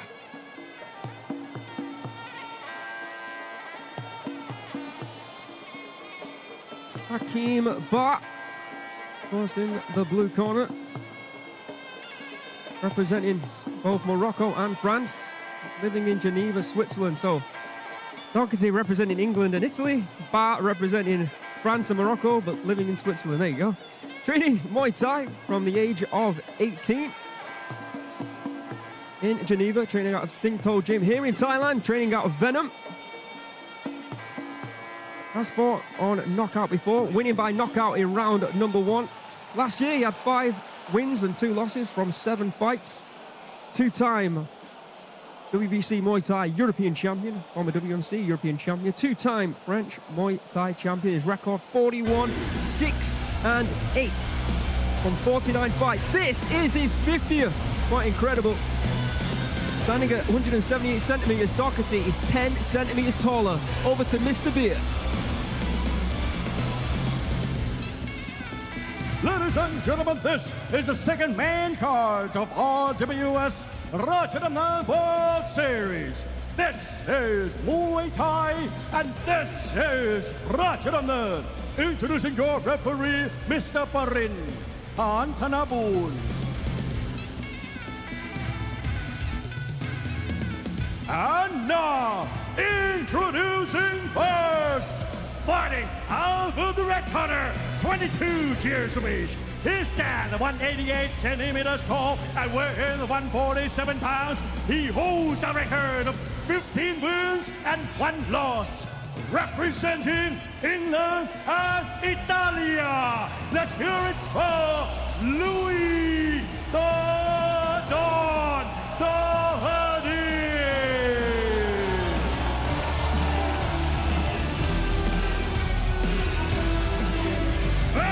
Introducing his opponent, fighting out of the blue corner, 29 years of age. He stands 178 centimeters tall and weighing 147 pounds. He holds a record of 41 wins, 6 losses, and 2 draws. He is 2-time French Muay Thai champion, WMC European champion, WBC Muay Thai European champion, representing France. Let's hear it for Hakim.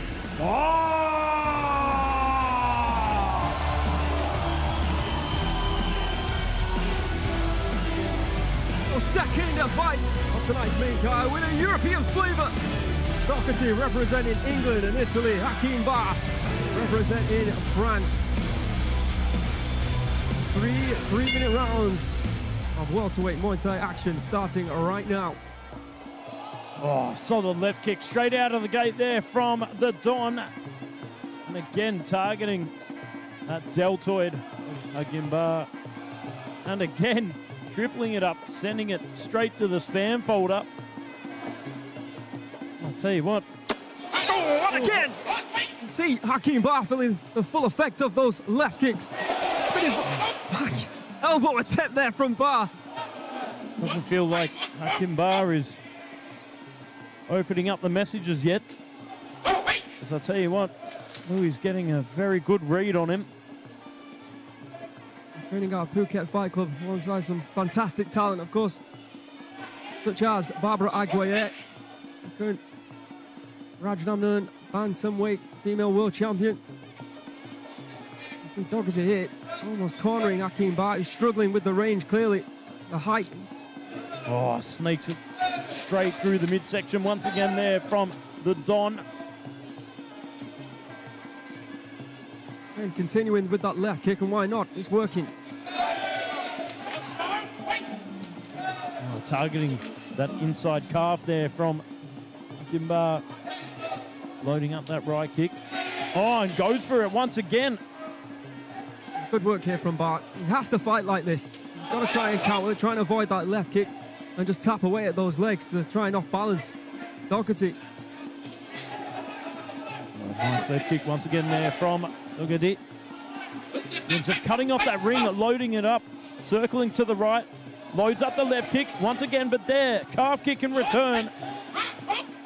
Tell you what, 3-4 years ago, you'd never see calf kicks in Muay Thai, or rarely at least. Sport's evolving as it gets bigger. Tell you what, more fashionable than a Labubu doll at the moment. If something works. If it ain't broke, don't fix it. That's what my old man used to say. Oh, big left kick once again, straight through the midsection.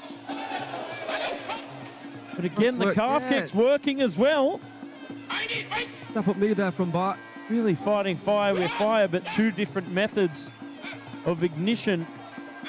The left kick versus the calf kick. Trying to destabilize that lead leg to take out the forward momentum of Doherty. Whereas Doherty targeting the midsection, take out the gas tank. Starting to work, isn't it? Starting to see the effect there. Yeah, Bart is now not on the back foot. He's starting to move forward. And that probably is due to the fact that he's starting to score with those kicks that you mentioned, Joe. And there again, end of that combination, fires in that same kick to that same leg. It's a big case of taking some to give some in this fight. Tactical warfare going on here in round number 1. The taller, advancing Louis Doherty. Hakim doing his best to play it safe. And you can see just how relaxed Bar is in the corner there. Just chatting to his cornerman. Deep breath from Doherty. Let's have a look at the highlights. Oh. You see that arm starting to drop as he was targeting that wrist early on, but good adjustment made from Hakim targeting that calf, just making it hard for Louis Doherty to put the full weight on that lead leg. Good block there from Hakim defending himself with the gloves. Let's have a look how the judges have scored round one.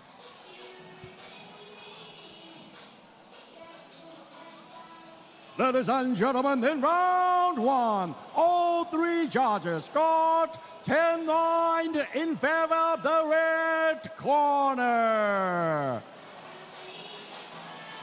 Louis Doherty with the pressing and scoring those left kicks from the start of round number one to the end, has scored it in the eyes of the judges. All three scoring it 10-9 in his favor. Fighter with immense talent. Fighter who, no doubt in my mind, if he continues on the path that he's on, if not the end of this year, then maybe next, might be putting himself in title contention and fights against the caliber of fighters against Hakim, but more importantly, Joe Crawford wins against fighters of the caliber of Hakim will certainly start to put him in frame for that 147-pound belt. But this one not over. Like we said, we were complimenting Hakim was able to throw that calf kick in round number one. Now, will it play dividends in round number two? Can he afford to still fight off the back foot? I would say he can't. Looking in the corner of Hakim, you had Aaron Bourne and Gonzalo. Both fighters have fought here on RWS. Oh, big left kick once again there from Doherty. Trying to dig it straight into the deltoid. Oh, big hands here from Hakim. Again, going back to the calf kick. Overcut there from the Frenchman. Oh, solid left hand straight down the pipeline there from Doherty. Oh, the Don loading up the caliber here. Oh, and again. Left hand. Oh, close with that elbow. Felt like he buckled Hakim just there moments ago. Feel that Doherty's a little bit more accurate of the two. Good block there from Bart. The Doherty attempted to throw that left kick. Hakim very light on his feet, circling out, but there targets that calf once again. Oh, and it's causing Louis some problems. Making it very hard to step onto that lead foot. And again,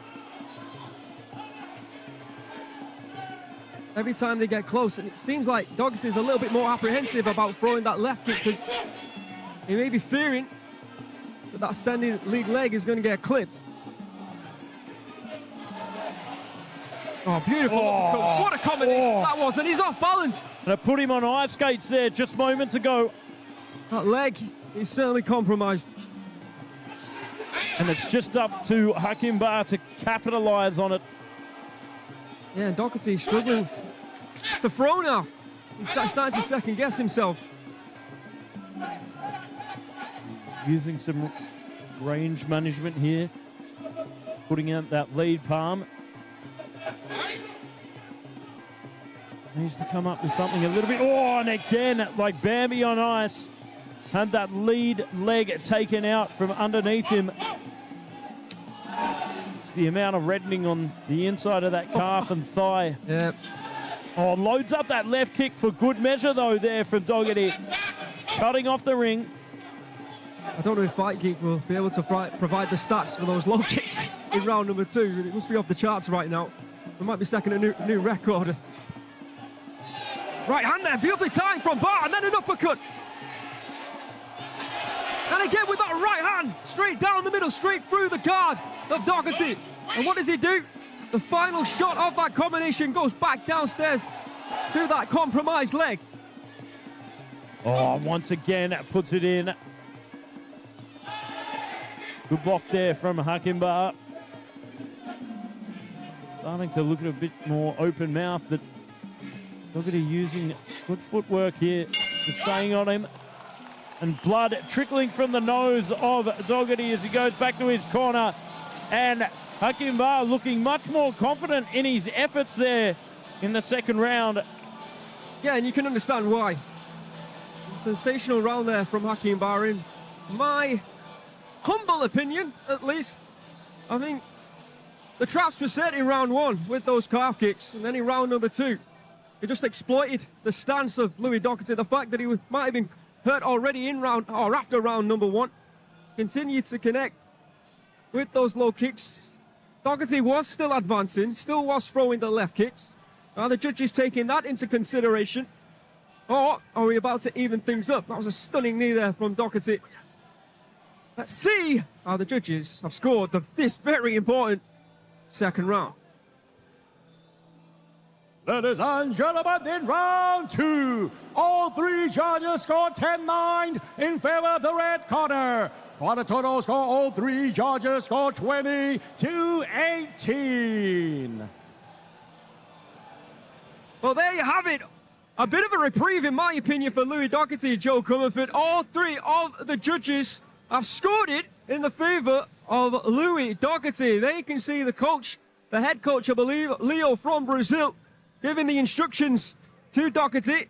Now, his instructions when he first got back to the corner might be different from what he's telling him now after seeing those scores that the judges have released. Joe Comerford, what do you see?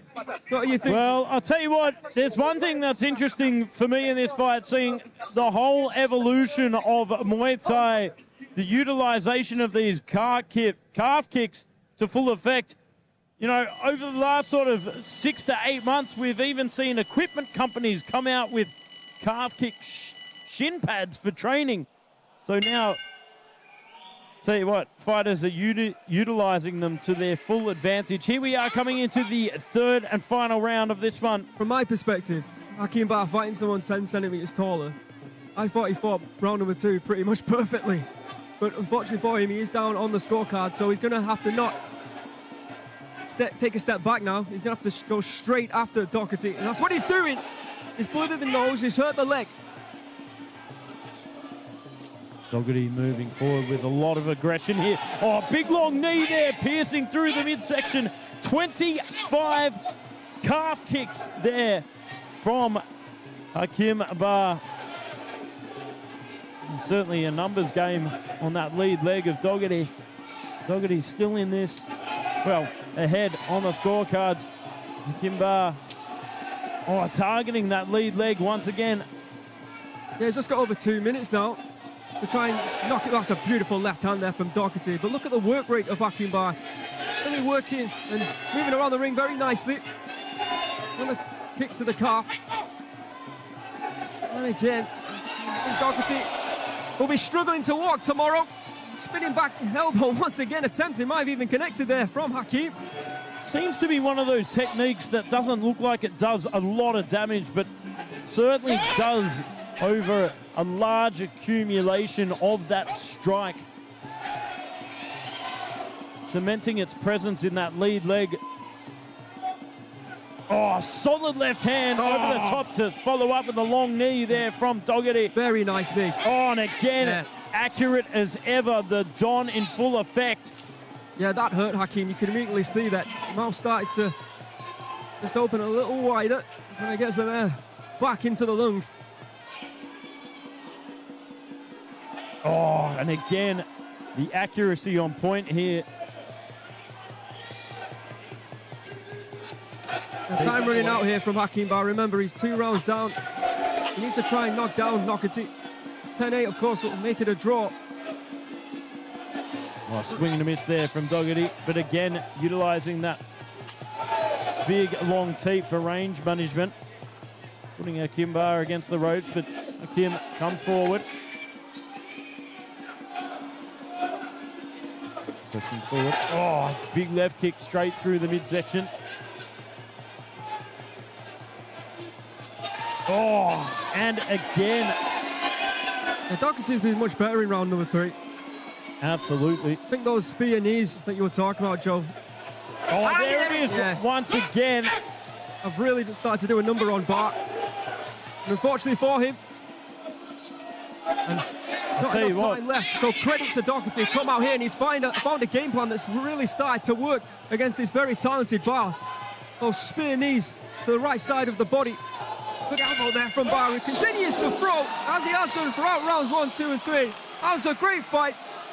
You see Bar raising his hand, but it won't be enough. Doherty will be walking away. He won't be getting the knockout like he did in his 2 previous fights here at RWS, but nonetheless, he will be getting his hand raised. And for a fighter who I believe this is his 17th fight, if I'm not incorrect, Joe, I believe that is the most talented opponent he's come up against, and that'll put him in really good stead. Still learning, still got under 20 fights, let's not forget, against someone who's having his 50th fight right now here on RWS. Certainly gave him a hard round 2 there. The high work rate of Hakim, but the shot selection, the accuracy, the clinical precision here from Doherty. I know an English commentator, but that was molto bene. That was beautiful there from Doherty. That long, rangy knee, steps it up, feints it in, and just digs it straight into the midsection. Those left kicks as well, a work of art.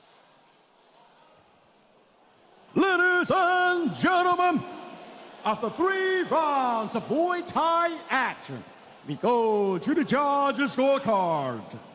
All 3 judges scored this bout 30-27. Declaring your winner by way of unanimous decision.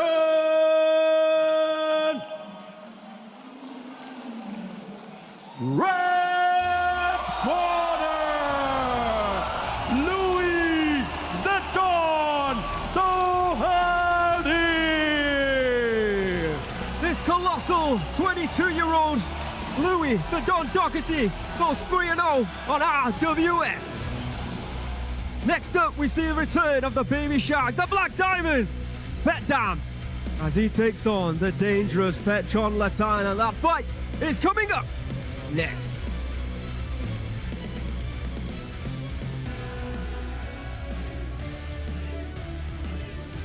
Ladies and gentlemen, for the final score, all 3 judges got 30-27, declaring your winner, Louis the Don Doherty.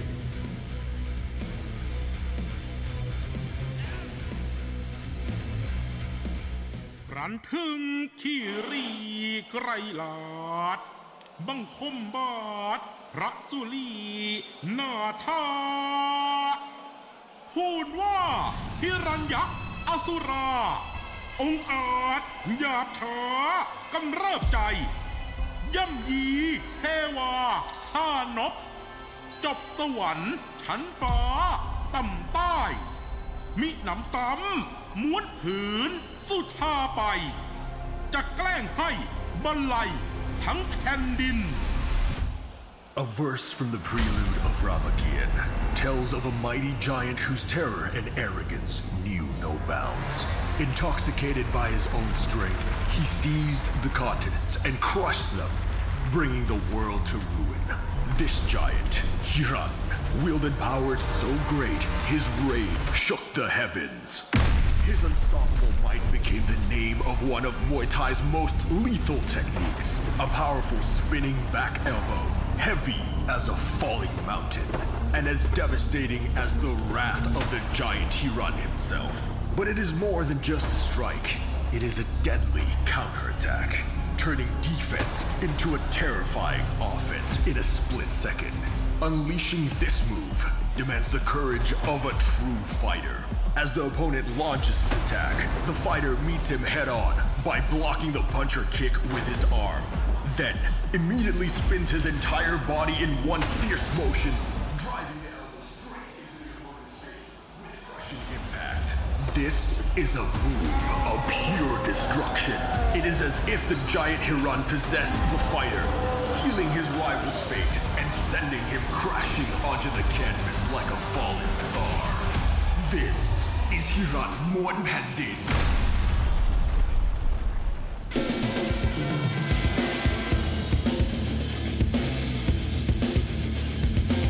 Ladies and gentlemen, introducing your Thai warrior, fighting out of Rajadamnern, Thailand. Please welcome the baby shark, Petchdam.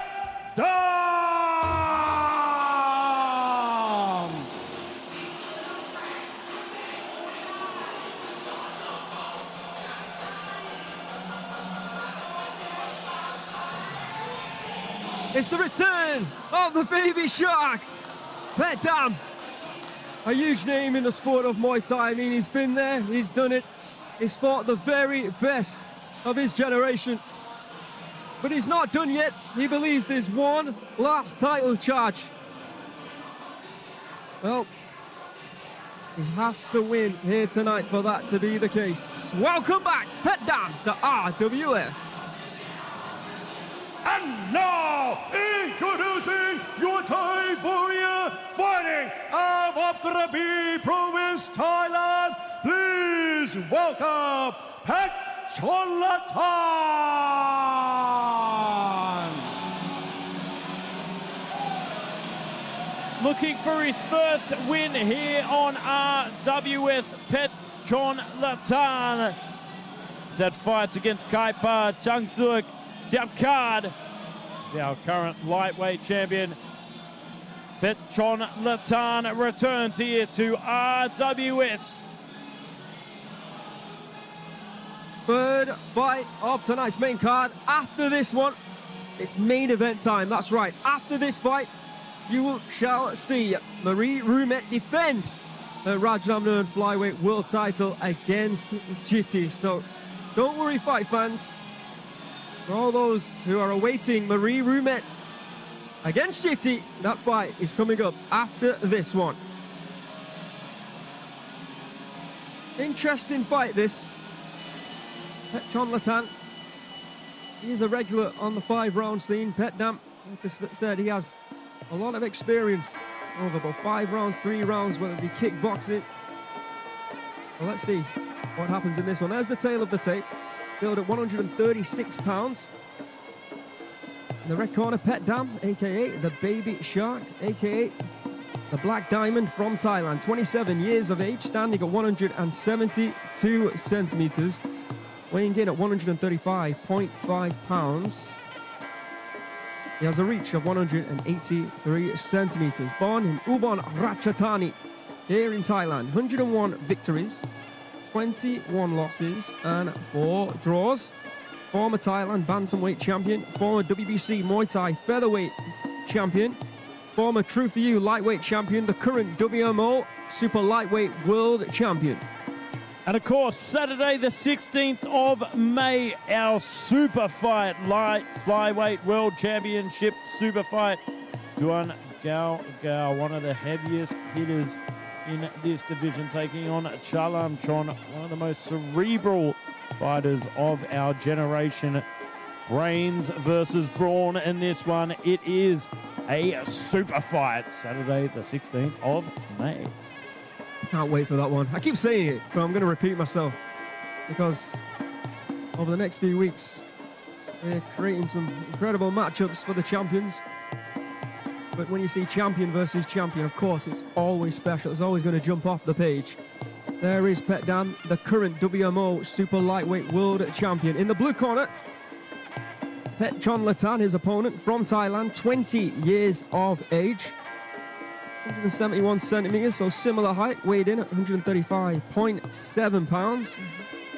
Wow, he has a reach of 170 centimeters. That gives the Baby Shark a 13 centimeter reach advantage. Wow. Born in Krabi in the south of Thailand, a beautiful place. 63 victories, 12 losses and 2 draws on his professional record. Looking for his first win here on RWS, 0-1 after a loss against Changsuk. It could be potentially looking at a future title shot, 140 pounds. Known for his aggressive forward pressure style. Been in there with some of the big hitters. He has a win over the current featherweight champion, 𝐓𝐇𝐀𝐘𝐄. He also has a win over Kaipa, the former interim super featherweight champion.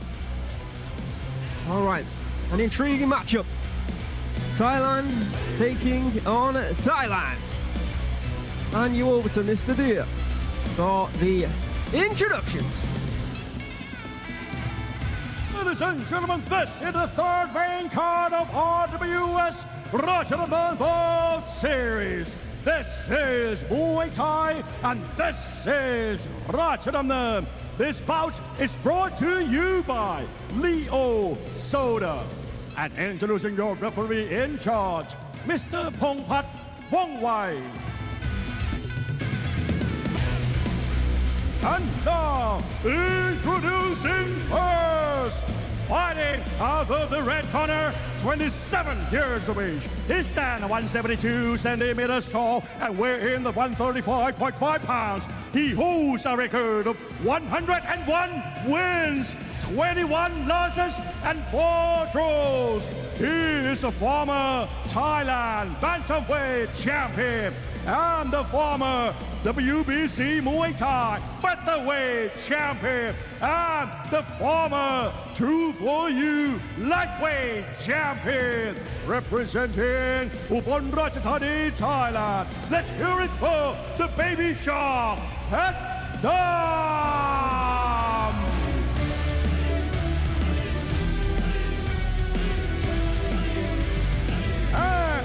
Introducing his opponent, fighting out of the blue corner, 20 years of age. He stands at 171 centimeters tall and weighing 135.7 pounds. He holds a record of 63 wins, 12 losses, and 2 draws, representing Krabi, Thailand. Let's hear it for Petchchonlathan.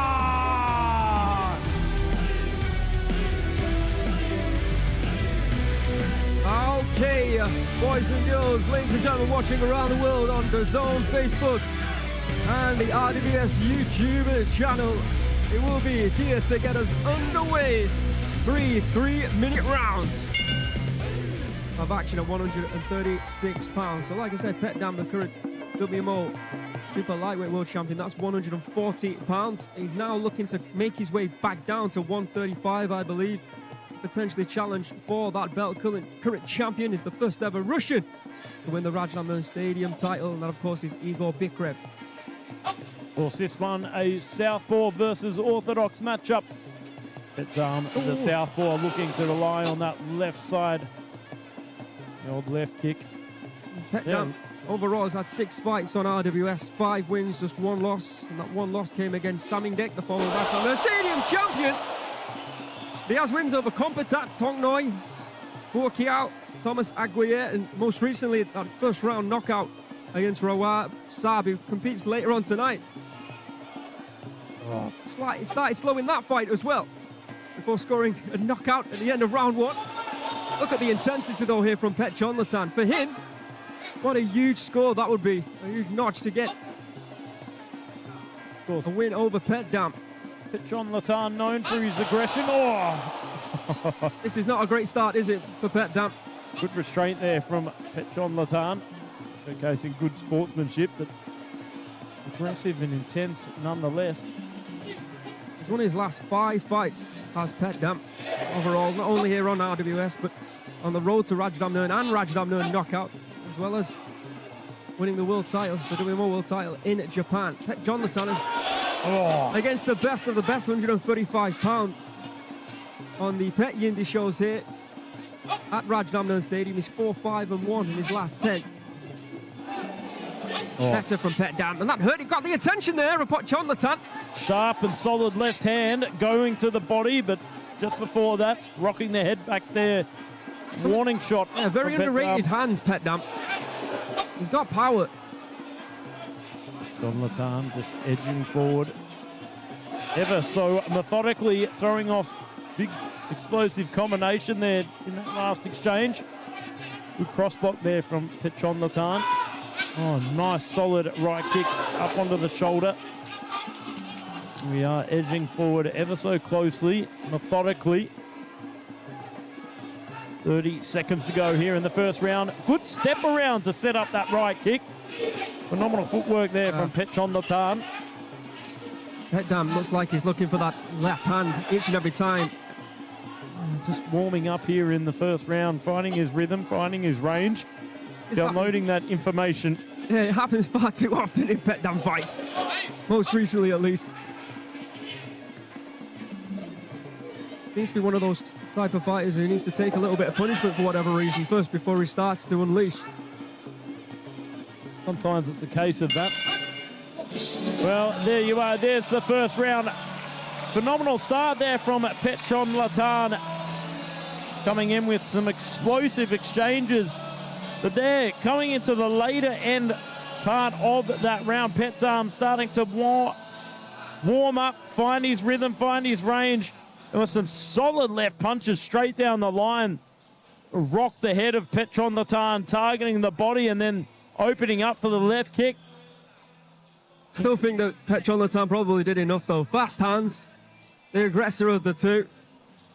Off balance in Petchdam on a couple of occasions. Strong start, in my opinion. Let's find out how the judges have scored it, because I do get it wrong sometimes. Ladies and gentlemen, in round one, all three judges score 9-10 in favor of the blue corner.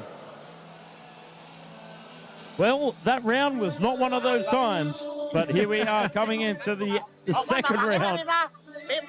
Phenomenal work there from Petchonlatan, cementing his position in the lead over round number one. It was all about the strong start from him.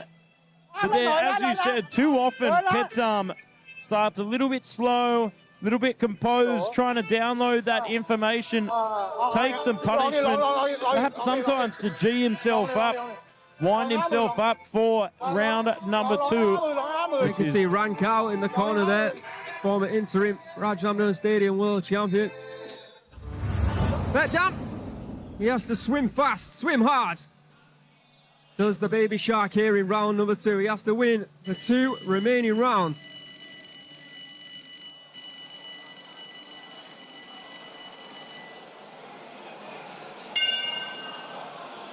Is he up to the task? Oh, straight away there, on the bell. No shake of the hands there from Petchonlatan, meaning business. Oh, as you said, intense. The intensity here from Petchonlatan. Not only that, the intention behind every strike. Oh, locking up with that palm over the face inside control here. Trying to deliver a right knee, but good mitigation there by trapping that arm from Petchdam. Loading up the right kick there. Loading up that left hand. It's Petchdam, nice left kick there. Absolute viciousness there from the baby shark, loading up that left kick. Waiting and baiting, anticipating to go for that body shot. Beautiful as well. Switch kick to the body there from Petchonlatan. Overhand left from Petchdam. Starting to fire on. All cylinders here in round two, boys and girls. Oh, beautiful right kick there from Petchonlatan. Explodes after the block. You see the rhythm, don't you? Left kick from Petchdam. Petchonlatan fires in a left kick to the body as it's exposed. Oh, beautiful left hook there from Petchonlatan.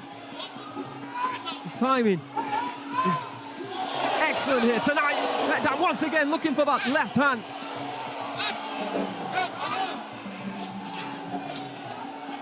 Just over 90 seconds to go here in round number two. Oh, dynamite left kick there from Petchdam. The great return. Oh, solid right knee straight into the ribs there from Petchonlatan. He's looking very strong within the clinch. That palm over the top, nearly taking the back from side control. Looking strong in the clinch as well. Oh, good left hand, very sneaky there, but very nicely done from Petchdam. Looking for that right hook is the baby shark, wide of the mark. Petchonlatan once again finishing off that combination with the weapon that's worked, and that is that left kick. Oh, doing a good job of disrupting the rhythm of Petchdam here. But Petchdam fires off those single shots. Devastating nonetheless. Yeah, Petchonlatan is a workhorse here. Oh, doubling it up straight through the midsection. Left kick, left hand. That's been the best effective striking pattern there from Petchdam. You can see him loading up that left kick. Oh, great. Oh, use left hand! And again there, 3 in a row for Petchdam right at the end of the round. Will that help the cause of the Baby Shark? Will that score in this second round? Oh, good right kick there from Petchonlatan. I say right kick has been money. Great round. Petronlatan still confident, nonetheless. Volume, intensity, intent. Wow. When they describe him as aggressive, I'll tell you what, they're not wrong. Petchdam, however, accurate. That's what I was about to say. Selective. I think accuracy sums up Petchdam in that round more so than Petchonlatan. I'm just wondering now if that's what the judges, and this pattern here, those big left hands that he were looking for throughout the entire 2 rounds, certainly made it noteworthy in the eyes of the judges. But again, you have to give credit to Petchonlatan for how he performed in that round. Are we heading to a judgment round? Is it one apiece? Let's find out. Ladies and gentlemen, in round 2, all 3 judges scored 9-10 in favor of the blue corner. For the total score, all 3 judges scored 18-20. Well, there you have it. Not enough for Petchdam. Petchonlatan stepped on the gas in round number 2, and even though it might have put him in some compromising positions, the judges appreciated that. And he's now 2 rounds up with 1 round remaining. So Petchdam, he needs a knockdown for Petchonlatan. I wouldn't say he can coach, I wouldn't say that. But he can certainly start to make it a more defensive game and try and do his best to make it as uncomfortable for Petchdam as possible. There's a lot of people around us astounded by that. They thought that Petchdam had done enough. There you are. All right, here we go, 3rd and final round. Oh, solid step-up knee there from Petchonlatan. That's what we're going to see. We're going to see him grab a hold of Petchdam and run down this clock. A bit of clock control here from Petchonlatan, but aggressive nonetheless. Oh, Petchdam's willing to risk it now. He has to. Oh, solid right kick to right punch there. Explodes into the action from Petchonlatan. Targets upstairs. You see the significant strikes landed. Really did favour Petchonlatan. More than double. 26-13. Tells its own story. Oh, no, left hand, and again for Petchdam, and a third. Petchdam moving in, looking for the kill. Worrying moments for the fans of Petchonlatan there. Let's see it again. Petchonlatan. Oh, what a leg! That was a hand down.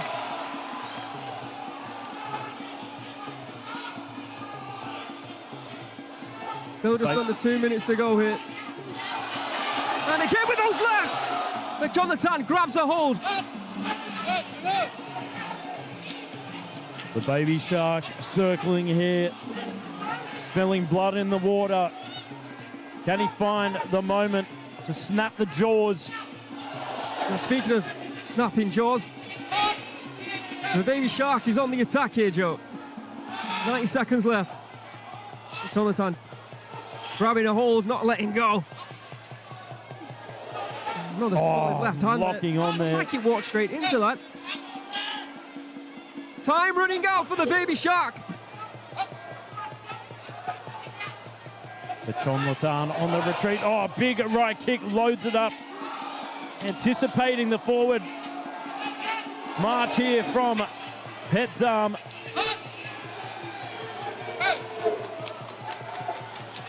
Don't forget, folks, after this, it will be the title fight they've been waiting for. Marie Ruumet will be defending a flyweight title against Jitty. This is smart. You can hear the boos echoing around the arena, but smart from Petchonlatan.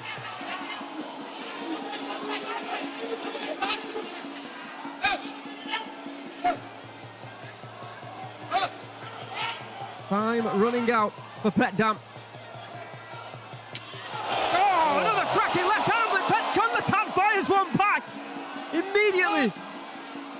And again, grabs a hold, runs down the clock. Looks like it's going to be a disappointing evening for the Baby Shark, unless it can fire in one violent, one vicious left hand or left kick. Good cross block there from Petchdam. Final 10 seconds. Final few seconds, should I say. And there you have it. Unfortunately for Petchdam, he will not be extending his winning record here tonight. But Petchonlatan, like we said, Joe, with that intensity in rounds 1 and 2 especially, will he win it here tonight, in a lot of people's opinion.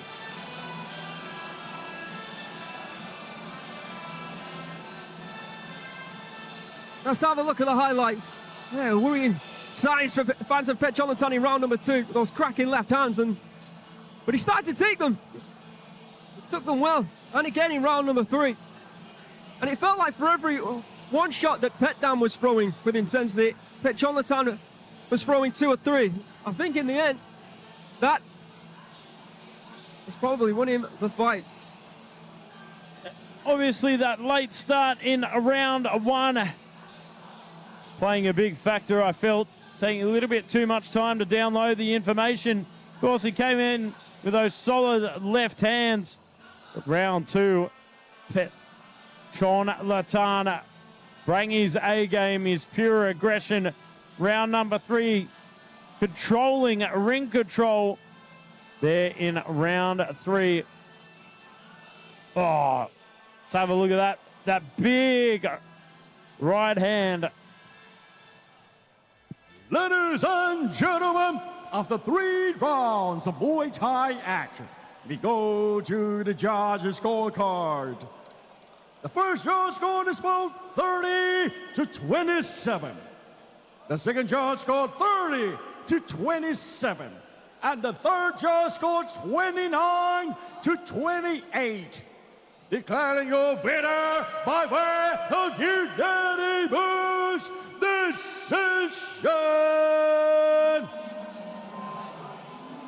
Blue corner, Petchonlatan.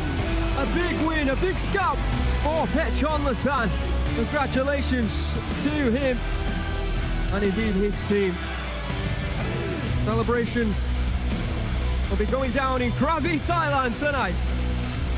We're moving on to our main event of the evening. Under the watchful eye of Takun Sasi Prapa, Marie Ruumet, the only female fighter to land more than 100 knees in that title fight against DAZN, will be defending her flyweight belt here tonight against the fighter from Chiang Mai, representing Manop Muaythai, the 2025 MSC Championship winner, Jitty. It's next. Ladies and gentlemen, for the final score, the first judge scored 27-30, the second judge scored 27-30, and the third judge scored 28-29 in favor of the winner, blue corner, Petchonlatan.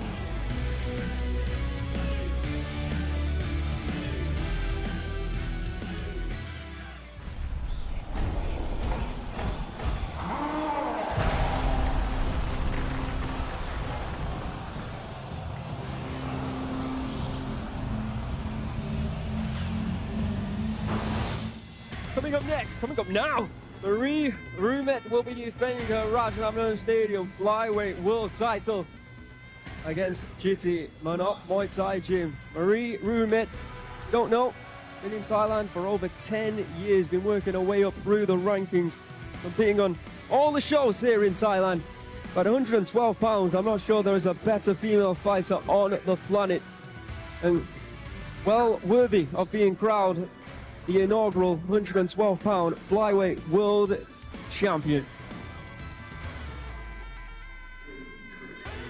There she is, the Snow Leopard, the young Estonian who has made waves throughout the world of Muay Thai after recently dissecting in a clinical very clinical performance for the inaugural female flyweight championship against Zidania. Just clinched her for 5 rounds, breaking her apart. Yeah, she found a way to victory, didn't we? Which is, of course, very important facet to have as a champion.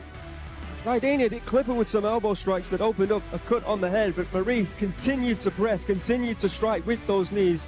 Made the record, didn't she, for the amount of knees that were scored in a female fight, which surprises me because of the talent that we have, including, of course, Barbara Aguirre. But he's a phenom. Can Jitty do the unthinkable? She has performed here on RWS before against some very good talent, like I said, in a higher weight class. Then she went away. This was 3 years ago. She went away. She went back to grassroots. She went back to the basics. Like you were saying, Joe, winning that MSC Championship is no easy task.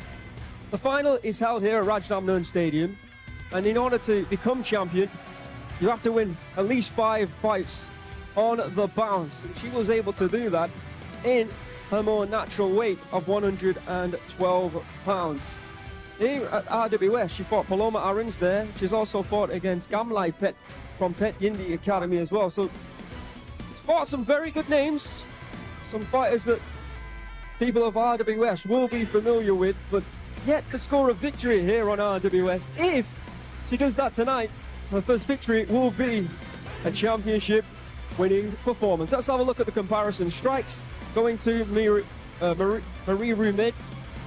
Striking accuracy, the kicks landed, and the knees, and indeed the power knee percentages. But Jitty, in terms of knee percentages, in terms of knee power, can she match Marie Ruumet?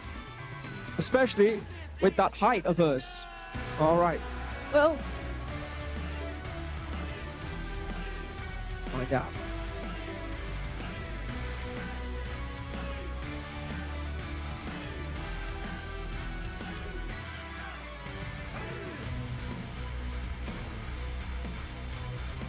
Welcome back to RWS Rajadamnern World Series. After some incredible action here tonight, it is now the moment you have all been waiting for. Tonight's incredible main event.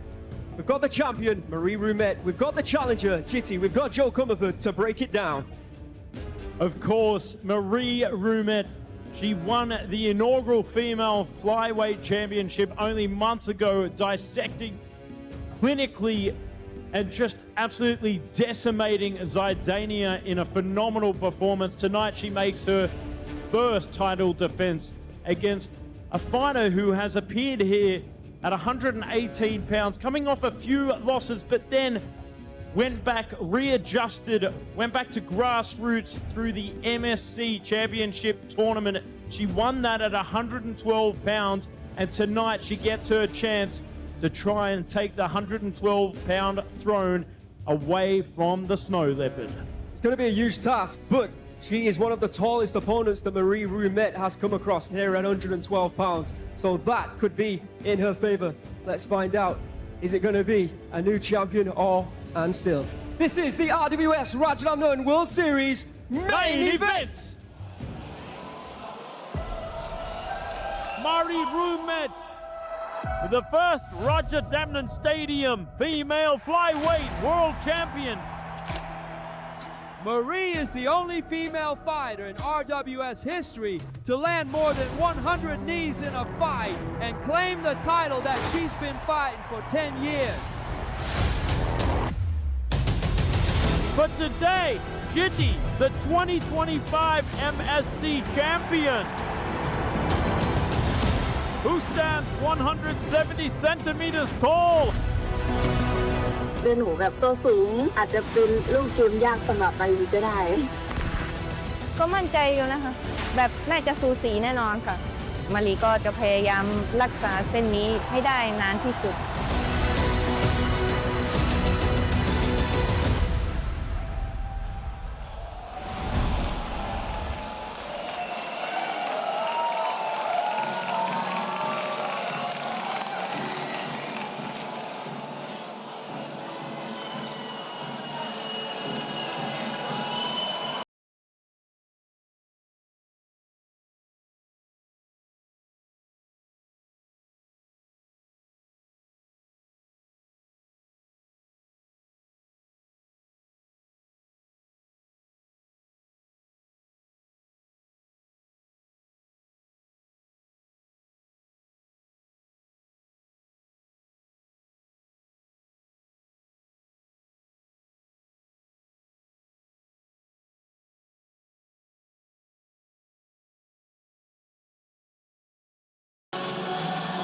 Jitti Manop Gym. When she was fighting at 118 pounds, she had a bit of a rocky journey here on RWS. But what makes great fighters even better is when they readjust. She went back to the grassroots system. She is now older, wiser. She fought her way through the MSC Tournament. Ladies and gentlemen, introducing the challenger, fighting out of Chiang Mai Province, Thailand. Please welcome Jitty. And fought her way through some of the toughest competition at 112. And now tonight she gets to prove herself right here at the home of Muay Thai. Welcome, Jitti Manop Gym.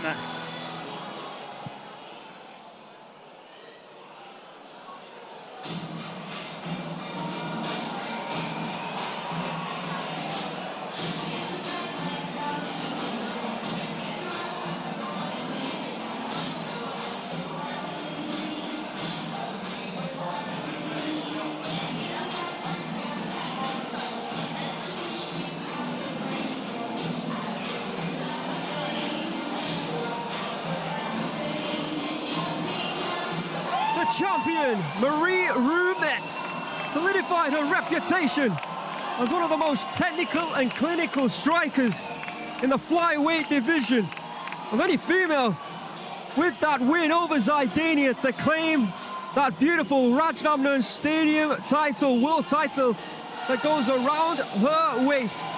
Known for her poise and high fight IQ, she often dismantles opponents with precision rather than brute force. Can she bring that precision here tonight? Ladies and gentlemen, introducing the current Rajadamnern Stadium Female Flyweight World Champion, representing Estonia. Please welcome Marie Ruumet. Doesn't just throw volume, she picks her targets with calmness. And that's why she has earned the nickname the Snow Leopard. That, and probably coming from a cold country like Estonia. Boys and girls, ladies and gentlemen, this is your main event of the evening. 5 2-minute rounds of Rajadamnern World Championship action. Marie Ruumet's first title defense.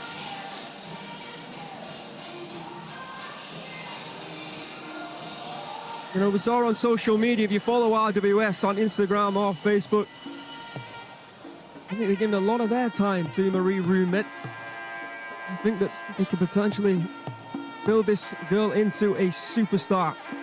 But in order to do that, she has to win, and that's where the pressure lies. This is for the Rajadamnern Stadium female flyweight world title at 112 pounds. In the blue corner, the challenger, Jitty from Thailand. Still young, 23 years of age. Standing taller than Marie at 169 centimeters. Weighing in at 111.6 pounds. She has a 167 centimeter reach, a 4 centimeter reach over the champion. Born and representing Chiang Mai in Thailand. 60 fights, 50 wins, 10 losses, 1 draw. And also, don't forget, for every single title fight here on RWS, we have the added bonus system. If you win via decision, you will be awarded 150,000 Thai baht. But if you knock your opponent out, an extra 200,000 baht on top, amassing a whopping 350,000 Thai baht, Aaron. Yeah, we also have the Fight the Spirit Award. Over the 5 rounds, if you show great heart, grit, determination or will to win, whether you win or you lose, you have an opportunity to be awarded an extra 100,000 baht.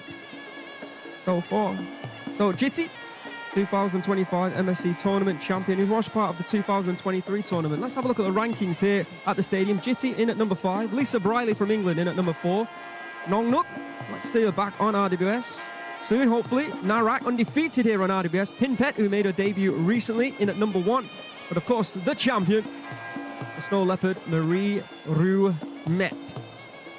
From Estonia, 26 years of age, 3 years the elder of Jitty, standing at 168 centimeters, weighing in at 111.4 pounds. He has a reach of 163 centimeters. Born in Sindi in Estonia. If anybody's watching around the world from Estonia, and I said that incorrectly, I apologize.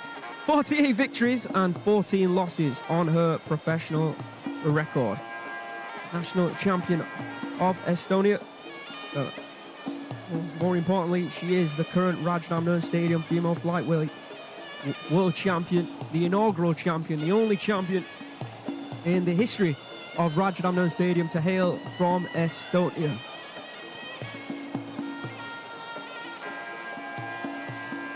Beautiful wire crew here from both women, but don't let me forget 200 RWS 200 on the 27th of June, the 200th edition of RWS, the 200th episode. We are celebrating that on the 27th of June. The biggest night, the biggest fights. Write it in your calendar. Do not forget.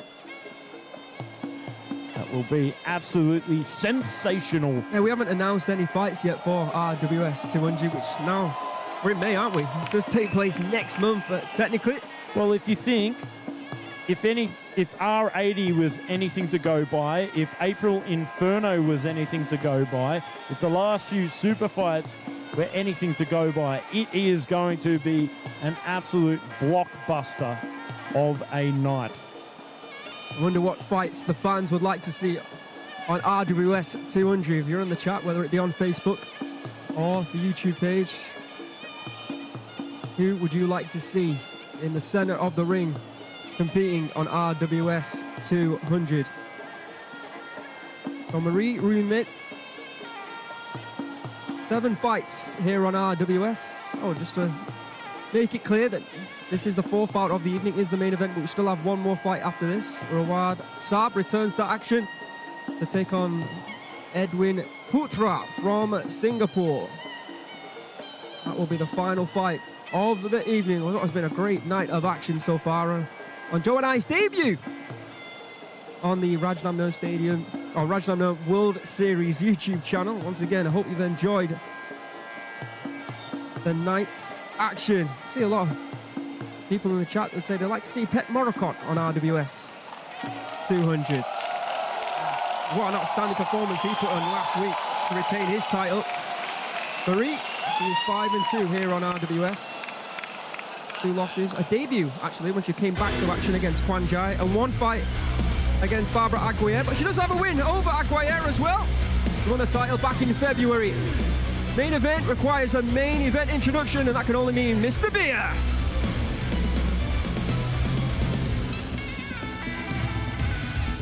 Ladies and gentlemen, this is the moment you've been waiting for. The main event of the evening. This is Rajadamnern Stadium World Championship. Ladies and gentlemen, we are live from the birthplace of Muay Thai to over 200 countries around the world. This is Muay Thai. And this is Rajadamnern.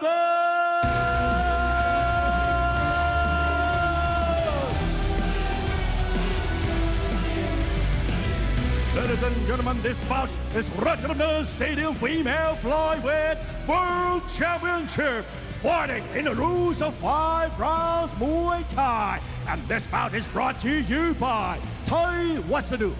Introducing your referee in charge, Mr. Jirasin Sira Ratsakun.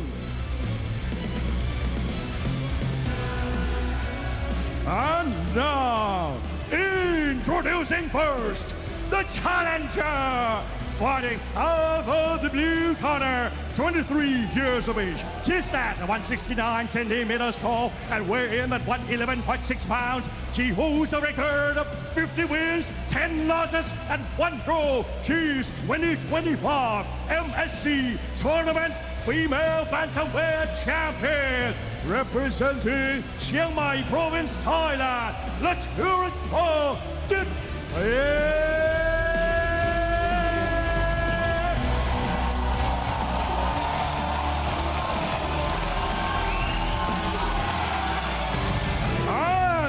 Introducing the current champion, fighting out of the red corner, 26 years of age. She stands at 168 centimeters tall and weighs in at 111.4 pounds. She holds a record of 48 wins and 14 losses. She is Potion Fight Night champion and the current Rajadamnern Stadium Female Flyweight World Champion, representing Estonia. Let's hear it for Marie, the Snow Leopard Ruumet.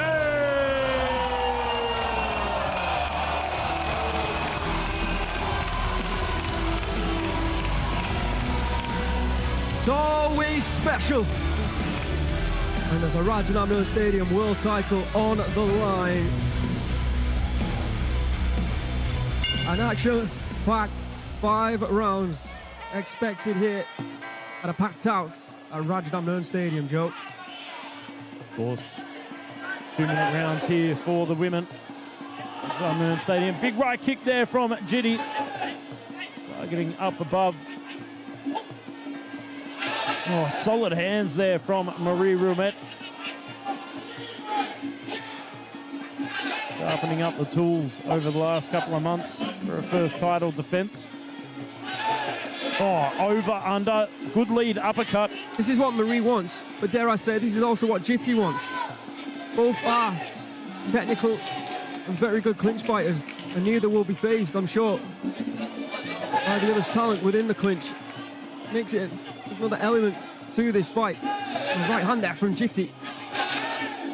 Oh, good footwork here from Marie, angling out, stepping back, targeting the body there, but there's that double collar tie, but reaches the arm straight through. Big knee there from Marie Ruumet, and in return from Jitty.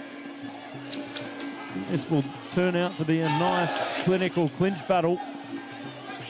But on the outside, once again, leaps in with that solid right hand over the top. Pressing the guard. Oh, big right knee. Yeah. Oh, that, the end of the exchanges. Nice, long and sharp. Targeting the ribs there of Jitty. Both fighters hailing, of course, Marie via Estonia, hailing from the north of Thailand. Big right knees here from Marie. Looking for the elbow strike within the clinch. Bad moments to the end of round number 1 here for Jitty. Yeah, there was some good framing within that clinch, locking up on the bicep. And here we are, 50-50 control between these two. Oh, and slips the arm through with that right elbow. Good swimming of the arms there and locks it down right to the bell. Beautiful work there from Marie Ruumet. A lot of activity, I felt, within the clinch. Some good mitigation from Jitty within the clinch as well, making it tough to find room for those big, sharp knees that Marie possesses. However, I think the damage was done there from Marie Ruumet in that first round. How did you feel? Yeah, I thought it was fairly even until about maybe 40 seconds, and I think that started it, that stabbing right knee from Marie. And then after that, you could see within the clinch, she was a lot more clinical, she was a lot more aggressive, and Jitty didn't seem to be able to cope with the strength that Marie possesses. And in the end, I think she will probably win round 1. Let's find out.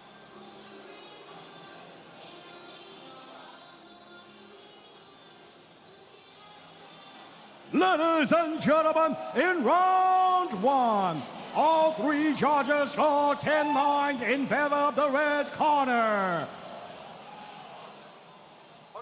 Yeah, there you have it.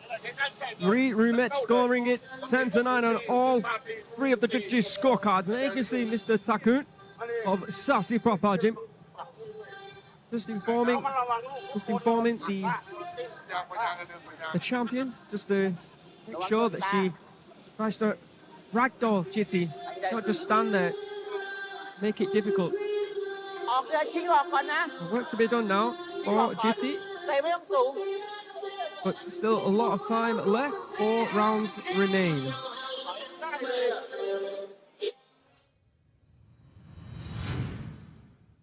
Sponsored by ไทยวัสดุฉลองครบรอบ 16 ปีแจก 16 ล้าน To the second round of action, our female flyweight world championship title here at Rajadamnern Stadium. Oh, strong teep straight out of the gates there from Marie Ruumet. Catches the kick, returns with some solid hands, fighting a way into the clinch here. The Jitty trying to lock onto those biceps. Cause some trouble for Marie Ruumet. Not allowing her to swing that arm through. There you can see the strikes landed in round number 1. Wow, 41 to 15. Another kick to the body there from Marie. Oh, big right knee there from Marie Ruumet. It's far too easy. Jitty doesn't seem to be able to do anything to stop Marie from striking her to the side of the body with those knees. There's a cut under the eye there of Marie from an elbow strike, I believe. That's the risk you run when you want to clinch like that, when you want to get in close proximity. She does a good job of applying that vice grip, that forearm to forearm. Oh, there, swims the arm through over the bicep, trying to get the elbow over the top. Jitty looking a lot stronger these days. That adjustment on the grassroots circuit has done her a lot. Here we are, big right kick there from Marie Ruumet. But as you were saying, yeah, certainly looks like there is a cut under the left eye there. It's cut against Zidania as well, let's not forget.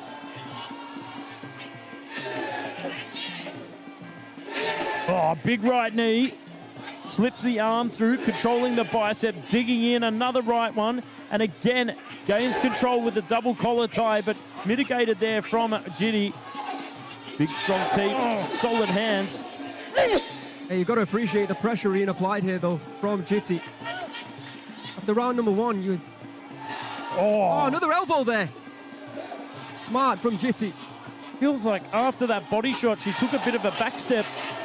Oh, nice knee there. Knee block from Marie Ruumet right on knee from the Jitty belt. to end the round, a closer round. Both fighters believe they've done enough to take this one. Will that cut play into the eyes, into the hands, into the thought process of the judges? I want to see a highlight of that. I didn't catch it. There it is. Straight away you could see the left elbow. It can happen to clinch fighters. Clearly they've been working on that at Manop Gym. Oh, Crew Manop, a former trainer of Sanchai, if you've heard of him. He has a talented stable of fighters as once again we look on at that left elbow. See how the judges have scored it.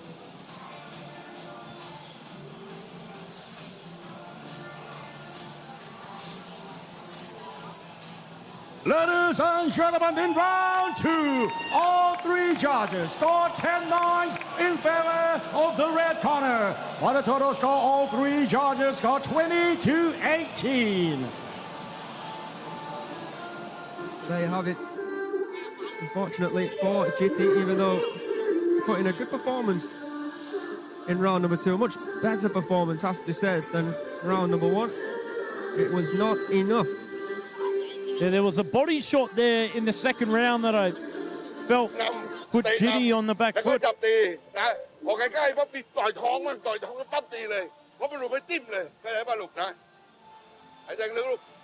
Strong instructions there from Marie Ruumet's corner. Marie Ruumet filling the driving seat. Technically, only needs to win one more round of the Schedule 5 this evening. She's 2 up, but I have to say, I think there's a lot that Jitty can build on. And there's one clear weapon that did work in round number 2. That I think she's going to use more, and that, of course, is the elbow strikes. Solid hands there from Marie Ruumet, and she slips the arms. There's the elbow you were talking about. But here we are, we've got that double collar tie, but nearly going straight to the vice grip, but trying to slip the arm over the bicep, having trouble trying to get it over the shoulder there. Look at the height. Oh, strikes landed. Half surprises me. 40 to 19. Between these two, but yet they have it. By fight deep. Marie 40, 19 to Jitty, as Marie once again scoring some big knees. Mr. Tycoon in the corner there. Sasi Prapar will be very happy with what he's witnessing. Exactly what he was asking for. Another good left elbow attempt there from Jitty. Only takes one. Oh, big knee there from Marie Ruumet. That palm over the top making it very uncomfortable for Marie Ruumet to find her position. Tell you what, Jitty does a good job of making it uncomfortable for the Snow Leopard. But here we are, positioning like this. But the high volume of knees as well, playing a big factor here. They played a huge factor in how she got that belt in the first place. And here we are again. We're going to miss there. Oh, but great return, left hook. Put Jitty momentarily on the back foot. Right hand there from Jitty. You see Marie Ruumet, the Snow Leopard being relentless. Again, straight into that clinch. Oh, getting some of those right knees right up to the chin. That pressing palm over the top, compromising the posture of Jitty within the clinch. Solid left hand there from Marie Ruumet. Enters once again, trying to gain the upper hand from side control, but there, the palm over the top, suffocating Jitty.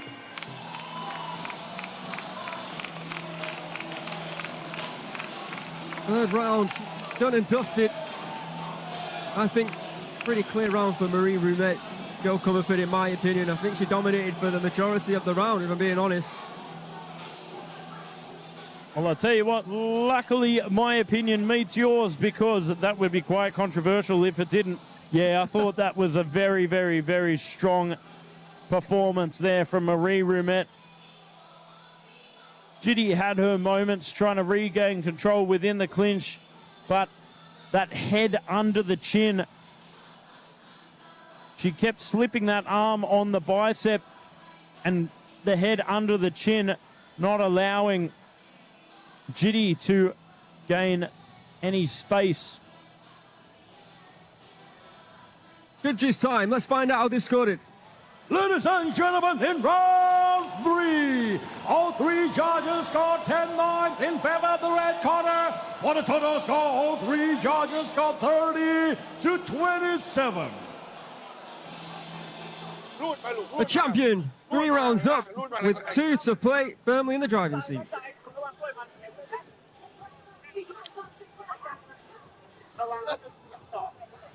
I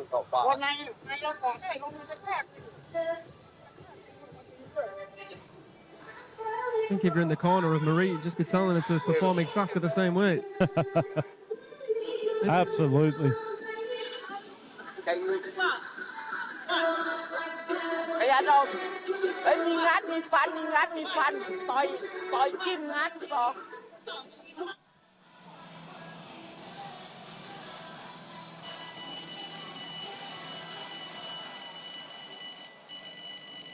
It is Marie Ruumet's fight to lose now. She is 3 rounds up with 2 rounds remaining. Is there anything that Jitty, the challenger, can do differently? He has to try and drop her on 2 occasions. One won't be enough. Here we go again. How many knees did she connect with against Sardinia? Are we heading for a new record? Oh, big right knees to the side, targeting those ribs. A good positioning there from Jitty, but needs to circle out and have Marie Ruumet on the ropes. Oh, good hands there from the Snow Leopard. Oh, good teep as well. There you go, knees landed in round number 3. 35 to Jitty's 14. Double or nothing there. Oh, locking down with that double collar tie once again. Oh, digging that head under the chin, just making it as uncomfortable as possible for Jitty, smothering her. It is such an uncomfortable position to be put in as a fighter with that head under your chin, locking up. Jitty, you see what she's trying to do, can't you? She's trying to throw that elbow, but Marie, now too quick, and able to block that shot coming in before then going back to the clinch and grabbing a hold. Oh, low kick there from Jitty, but here it comes far too easy, isn't it? To close that distance, I would say. Oh, big left knees there from Marie Ruumet. Follows up with the right. There. Just trying to swim the arms through and gets that double collar tie once again around the back of the head. Finding it hard to get a full lock on her because she's so tall, but solid hands. Yeah.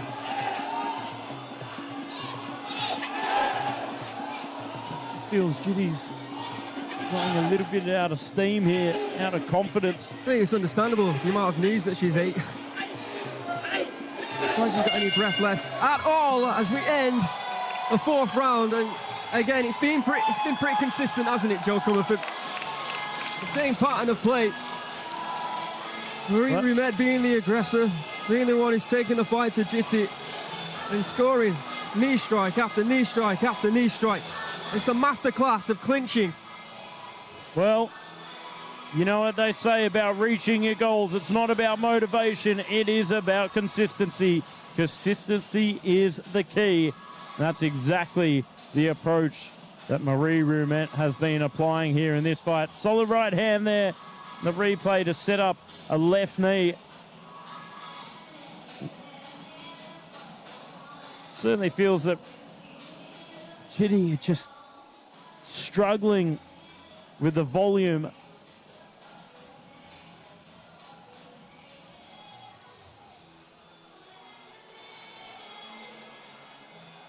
Ladies and gentlemen, in round 4, all three judges scored 10-9 in favor of the red corner. For the total score, all three judges scored 40-36.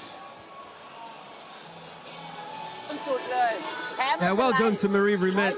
Like I said, making this look easier than it should be. 4 rounds up now. เดินต่อยเดินฟันเดินต่อยไม่ต้องไปปั้มผลักออกต่อยฟัน Having a listen to the Manop corner there, saying a tie, walk forward, take the fight to Marie Ruumet.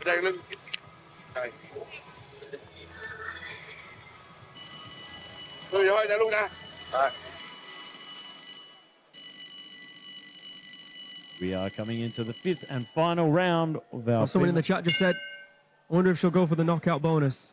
She'll be happy to walk away with her first title defense, but of course, due to the bonus system, there is money on offer if you can score a knockout. 350,000 baht. Oh, solid right kick there. Great display of balance there from Marie Ruumet, utilising that kick to hip turnover. I like the spirit being shown here though from Jitty. Yeah, non-stop, but it's this grip here. Oh, good knee block there. There you can see strike methods landed 36 knees to 13 in round number 4 there, Aaron. Yeah, very impressive. Now the thing is, fighters know a game plan, and she's still able to execute it. Again, a sign of a very good fighter, not just a fighter now, a champion, of course.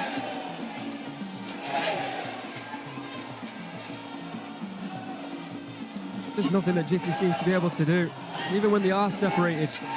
Oh, good job. And again. Oh, beautiful counter knee there from Marie Ruumet. Locking up with that double collar tie once again. Oh, counters the lock there from Jitty.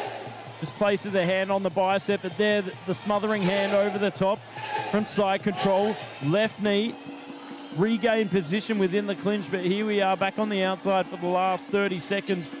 Jitty fighting right to the end, a heart of a lion in this one against the Snow Leopard. Oh, solid hand there, but slips the arm through. Big right knee. And again, marching forward here from Jitty, fighting right to the end. Solid right hand over the top once again, but mitigated by these left kicks. Oh, you could see the pain in her eyes after that right knee came straight through. There you have it, ladies and gentlemen. Another, well, the very first successful title defense there from Marie Ruumet. Phenomenal performance from the young Estonian. But credit where credit is due, Jitti Manop Gym, a force to be reckoned with. High volume, heart of a racehorse, but Marie Ruumet, too cerebral, too clinical, high volume attacks. Let's have a look at these highlights. Oh, beautiful short elbow slipping straight through the guard there. But it was all about the volume of the knees, just stopping Jitty in her tracks, not allowing her to reset in her rhythm and regain any confidence within the clinch. The high work rate added again there from Marie Ruumet. A solid left kick there from Jitty in that replay. The beautiful knees as well from Jitty. But Marie Ruumet once again shows the world why she is a champion. Ladies and gentlemen, for Rajadamnern Stadium World Championship, we would like to introduce the president of RWS and board director of Rajadamnern Stadium, Mr. Bang Tianchai Pisit Putinan. And now, after 5 rounds of Muay Thai action, we go to the judges' scorecard. All 3 judges scored this bout 50-45. Declaring your winner by way of unanimous decision.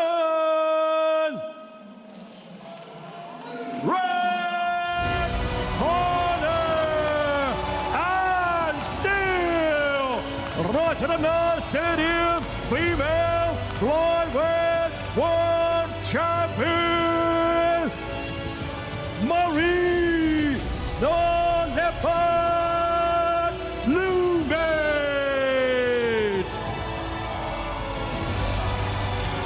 Marie has received bonuses totaling 250,000 baht. Congratulations. มารีนะครับได้รับโบนัสรวมทั้งหมด 250,000 บาท She's received a winner bonus 150,000 baht, and she also received a final spirit award sponsored by Thai Wassadu 100,000 baht, totaling 250,000 baht. Congratulations.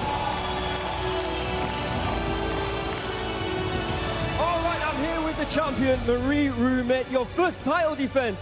How are you feeling after that? อยู่กับแชมป์ของเรานะครับวันนี้ป้องกันแชมป์ครั้งแรกรู้สึกไงบ้างครับค่ะก็แรกๆก็รู้สึกตื่นเต้นเหมือนเดิมนะคะไม่ต่างกันจากที่ได้ชิงแชมป์ครั้งแรกค่ะตื่นเต้นเหมือนเดิมเลยค่ะแต่ก็ดีใจมากนะคะ I'm still so excited. It's still the same excitement as the first time I came to get this belt. I still feel the excitement throughout every fight in this ring. Yeah, similar performance as well.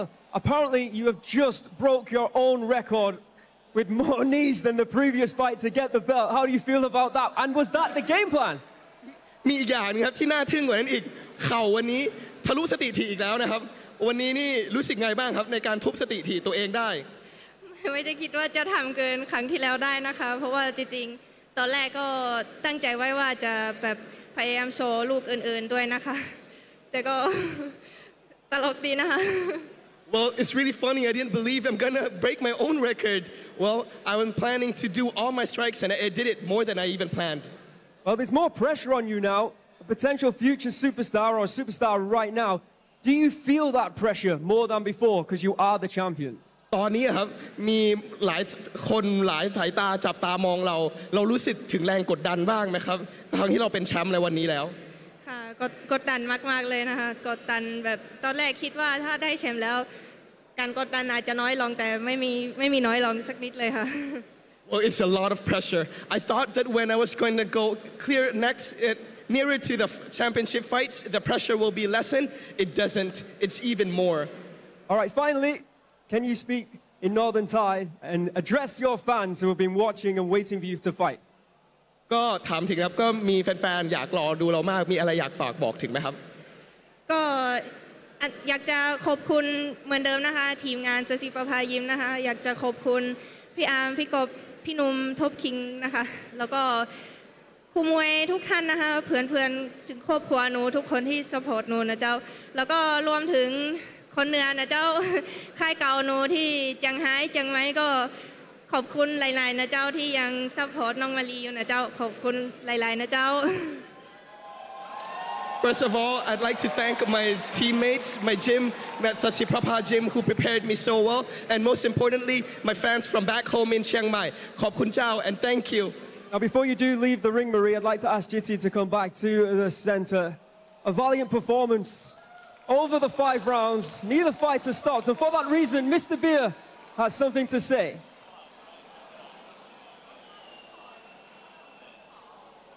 เอาละครับกิติครับวันนี้ไม่ใช่วันของคุณแต่ผมเชื่อว่าฝีมือขนาดนี้สู้สุดใจขนาดนี้คุณต้องได้กลับมาชิงแชมป์อีกครั้งหนึ่งที่เวทีมวยราชดำเนินแห่งนี้ครับวันนี้สมศักดิ์ศรีของเวทีมวยราชดำเนินแห่งนี้มากๆครับคุณได้รับรางวัล Fighter Spirit Award สนับสนุนโดยไทยวัสดุ 100,000 บาท Ladies and gentlemen, Jitty has received a Fighter Spirit Award sponsored by Thai Wasadu 100,000 baht. Congratulations.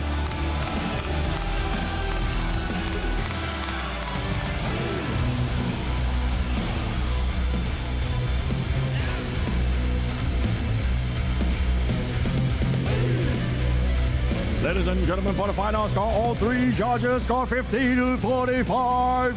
Declaring your winner by way of unanimous decision, our current champion, Marie Ruumet. All right, ladies and gentlemen, we have 1 more fight coming up. The last bout of the evening.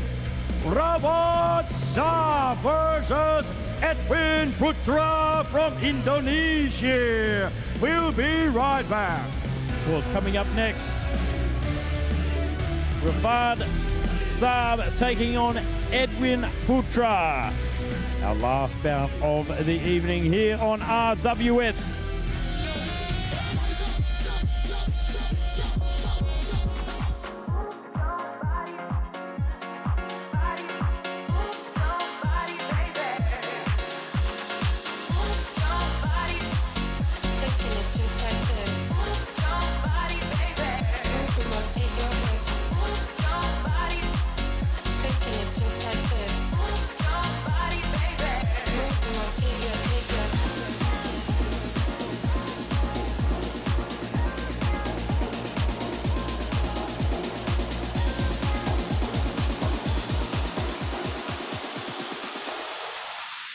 Shaking it just like this.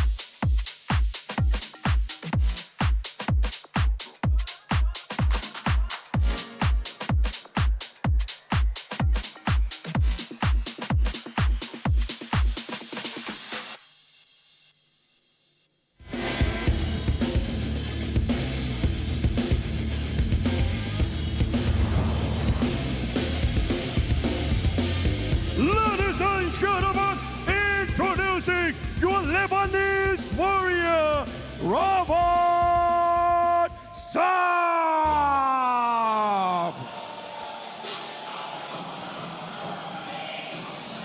Here comes Rawad Saab. There's a lot of people in the chat have been waiting for this fight. Not necessarily for this fighter, but let's see if Rawad, after that incredible first round performance, getting very close to knocking out Petchdam in his debut. Let's see if he can build on that. Let's see if he can get a win here tonight against his opponent. A lot of people in attendance cheering him on. Welcome, Rawad Saab. And now, introducing your Indonesian warrior, Edwin Putra.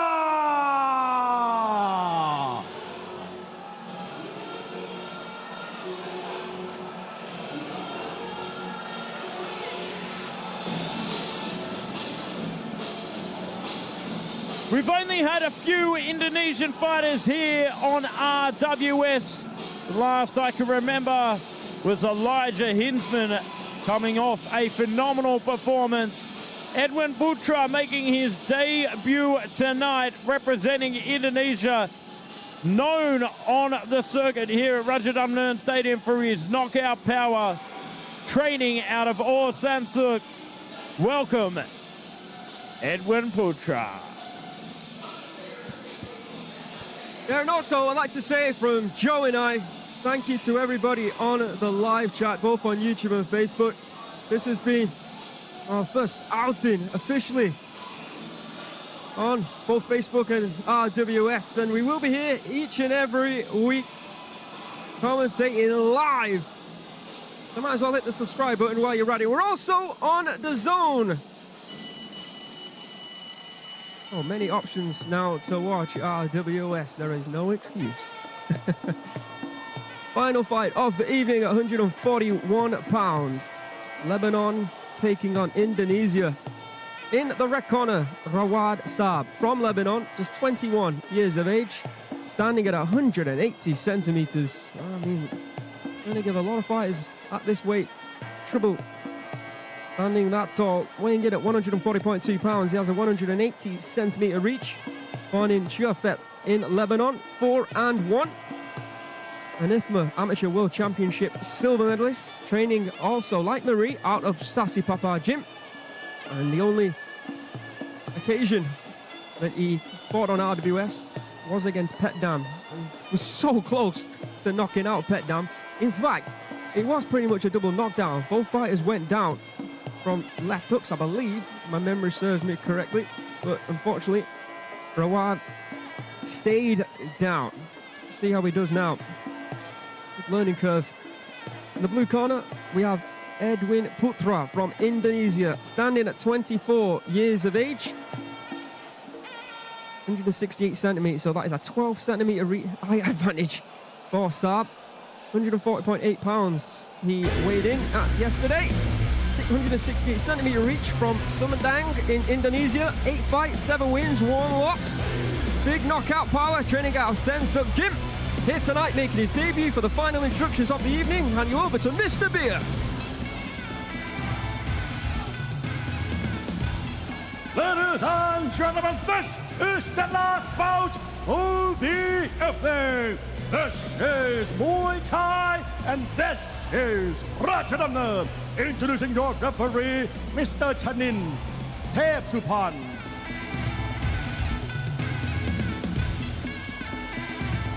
And now, introducing first, fighting out of the red corner, 21 years of age. He stands 180 centimeters tall and weighing 140.2 pounds.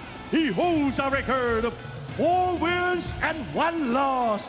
He is 𝐓𝐇𝐈𝐒 World Championship silver medalist representing Lebanon. Let's hear it for Rawad Saab.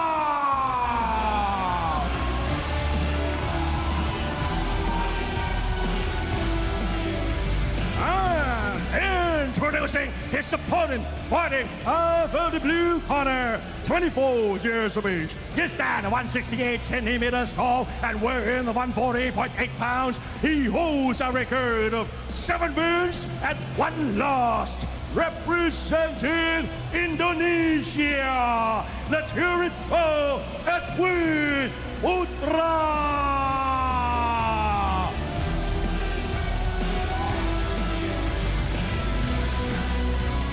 Let's see if we can end what's been a very successful and entertaining evening in style. 141 pounds, Lebanon versus Indonesia. Here for the final time. We'll get us underway in this one. Oh, big left kick upstairs. Explosive action straight out of the gates from these two. Yeah, this is exactly how Saab fought last time against Petchdam. Edwin having to fight off the back foot, as you might expect. The smaller of the two by far. You can certainly notice the size difference between. Oh, big teeth to the face there from Saab. Nastiness right here in round number 1, targeting that lead leg as well. Oh, nothing but bad intentions here from Saab. Certainly turning up the revs on the engine. Nice low kick there. Kick to the body in reply from Edwin. Oh, cracking inside leg kick. Oh, going for a short elbow off the left as well for good measure. Nice jab, followed by a low kick, then a 1-2 from Rawad. Rawad does a great job of leaping in with that 1-2 without having to step too far. Utilising his length and range very effectively there. Yeah, Rawad bringing out the elbows. Another kick to the face, another left and right coming in. Another attempt at the elbow, it almost got caught. Beautiful right kick there, then a left hand from Edwin, who just walked straight into an elbow. Joe Comerford. Do we have a David versus Goliath on our hands? We do. Slinging out with the big shots here from Edwin.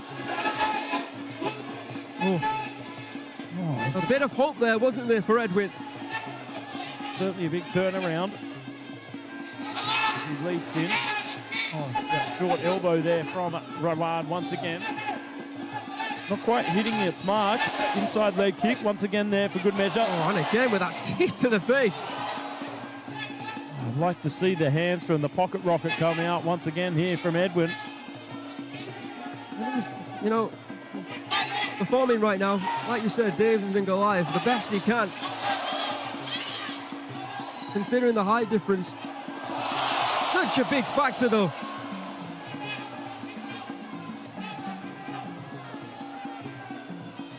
Good low kick there from Edwin. Oh, stiff jab there from Rawad. And again, doubling up that left kick, trying to take out the punching power. He does such a great job of sending that 1-2 down the line without having to step too far. As I said, utilising his size and range very effectively here from Saab. Edwin. Big fan of setting up with that left jab in Saab. There he is again. Oh, targets the inside leg kick once again. Oh, he could have thrown a knee that time. Oh, big elbow to end the round. Fast and furious pace.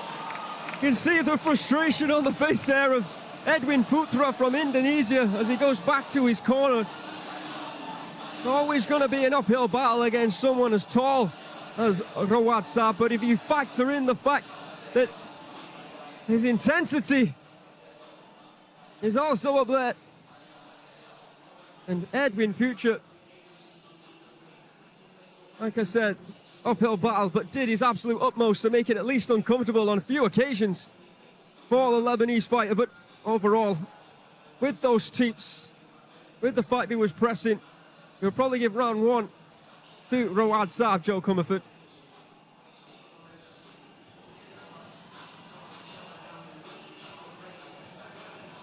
Ladies and gentlemen, in round 1, all 3 judges scored 10-9 in favor of the red corner. There you go. Intensity, volume, and damage there from Rawad Saab. Of course, big moment there in that first round from Edwin Putra with those heavy hands, but not enough to stop Rawad Saab in his tracks. Edwin! You see all the Indonesian fans can catch what the corner of Edwin Putra saying. 50,000 เฮ้ย 50,000 นะ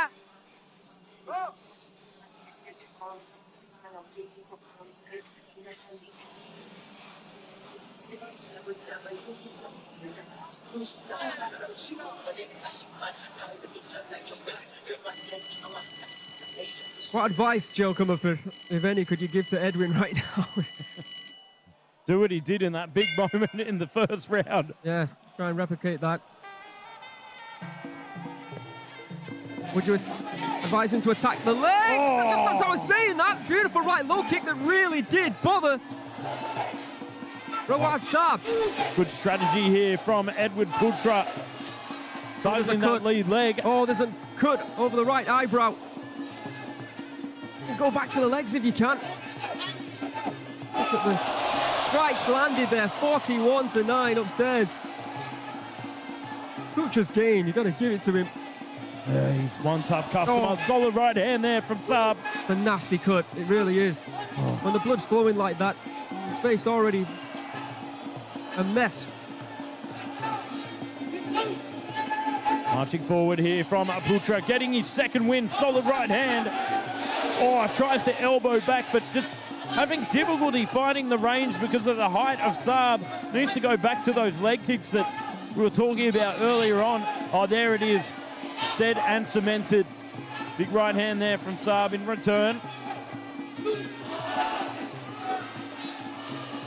Oh, framing up with that left hand to set up the right there from Saab. I've got to give credit to the strength and conditioning coach at Sasi Papa, Rawad Saab. Just non-stop throughout the entire 3 minutes. Yeah, high octane action here. Our referee will be telling the doctor to have a look at that. You can tell by the amount of blood. Arthur's going to take a big look at this. It looks horrendous, to be honest. Very deep indeed. Oh my word, that surely not. He says it's okay. The doctor's going to allow it to continue. Wow. Oh, left hand, right low kick. Every time you see a connection to the head, you just worry, don't you, about that cut. The legs are starting to go now. Switches to southpaw. Oh, big teep to the face. Trying to open up that cut even more from Saab. At the moment, Edwin not connecting with anything. The blood absolutely cascading from the wound. Oh, solid fundamentals here from Saab, but as you said, built like a V8 engine, just non-stop. Powering down the highway here, but sitting on the back foot. Slick 1-2, steps in with that. I see the look of worry in the judge's eyes as he takes a look at that cut again. He's really worried for Edwin, you can see that. I mean, that is a lot of blood. 30 seconds to go here in the second round. Oh, a teep to the face there from Saab. Not looking good for Edwin. Yeah, ref gonna ask the doctor to come and take a look once again. I think this will be it. I really do. I think the ref doesn't want to see Edwin take any more damage. He's so tough. He's Edwin Putra. Oh, that's deep. Yeah, very deep. You look at the amount of blood that is pouring down. Ouch. That is a lot of stitches. Yeah, I think that could have been called the first time that the doctor stepped into the ring.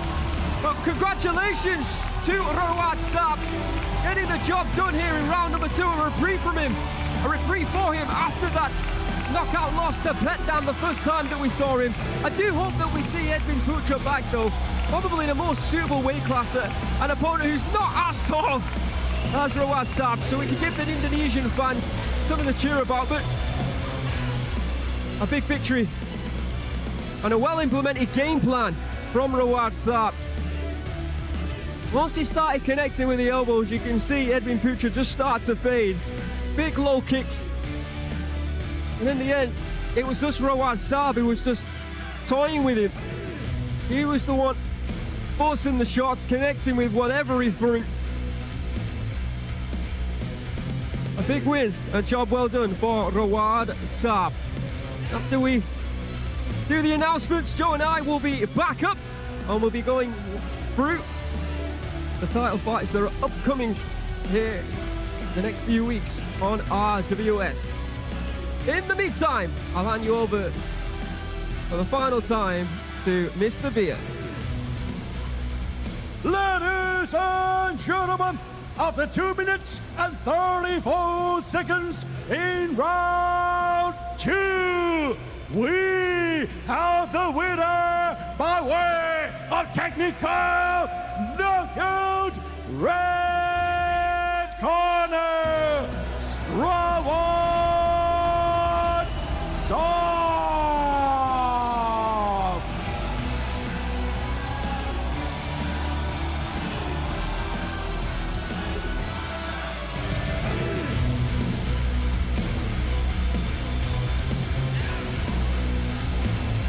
Welcome back to RWS Rajadamnern World Series. We really hope you enjoyed tonight's action, but of course, there is still more to come. Let's see what's happening next week on RWS.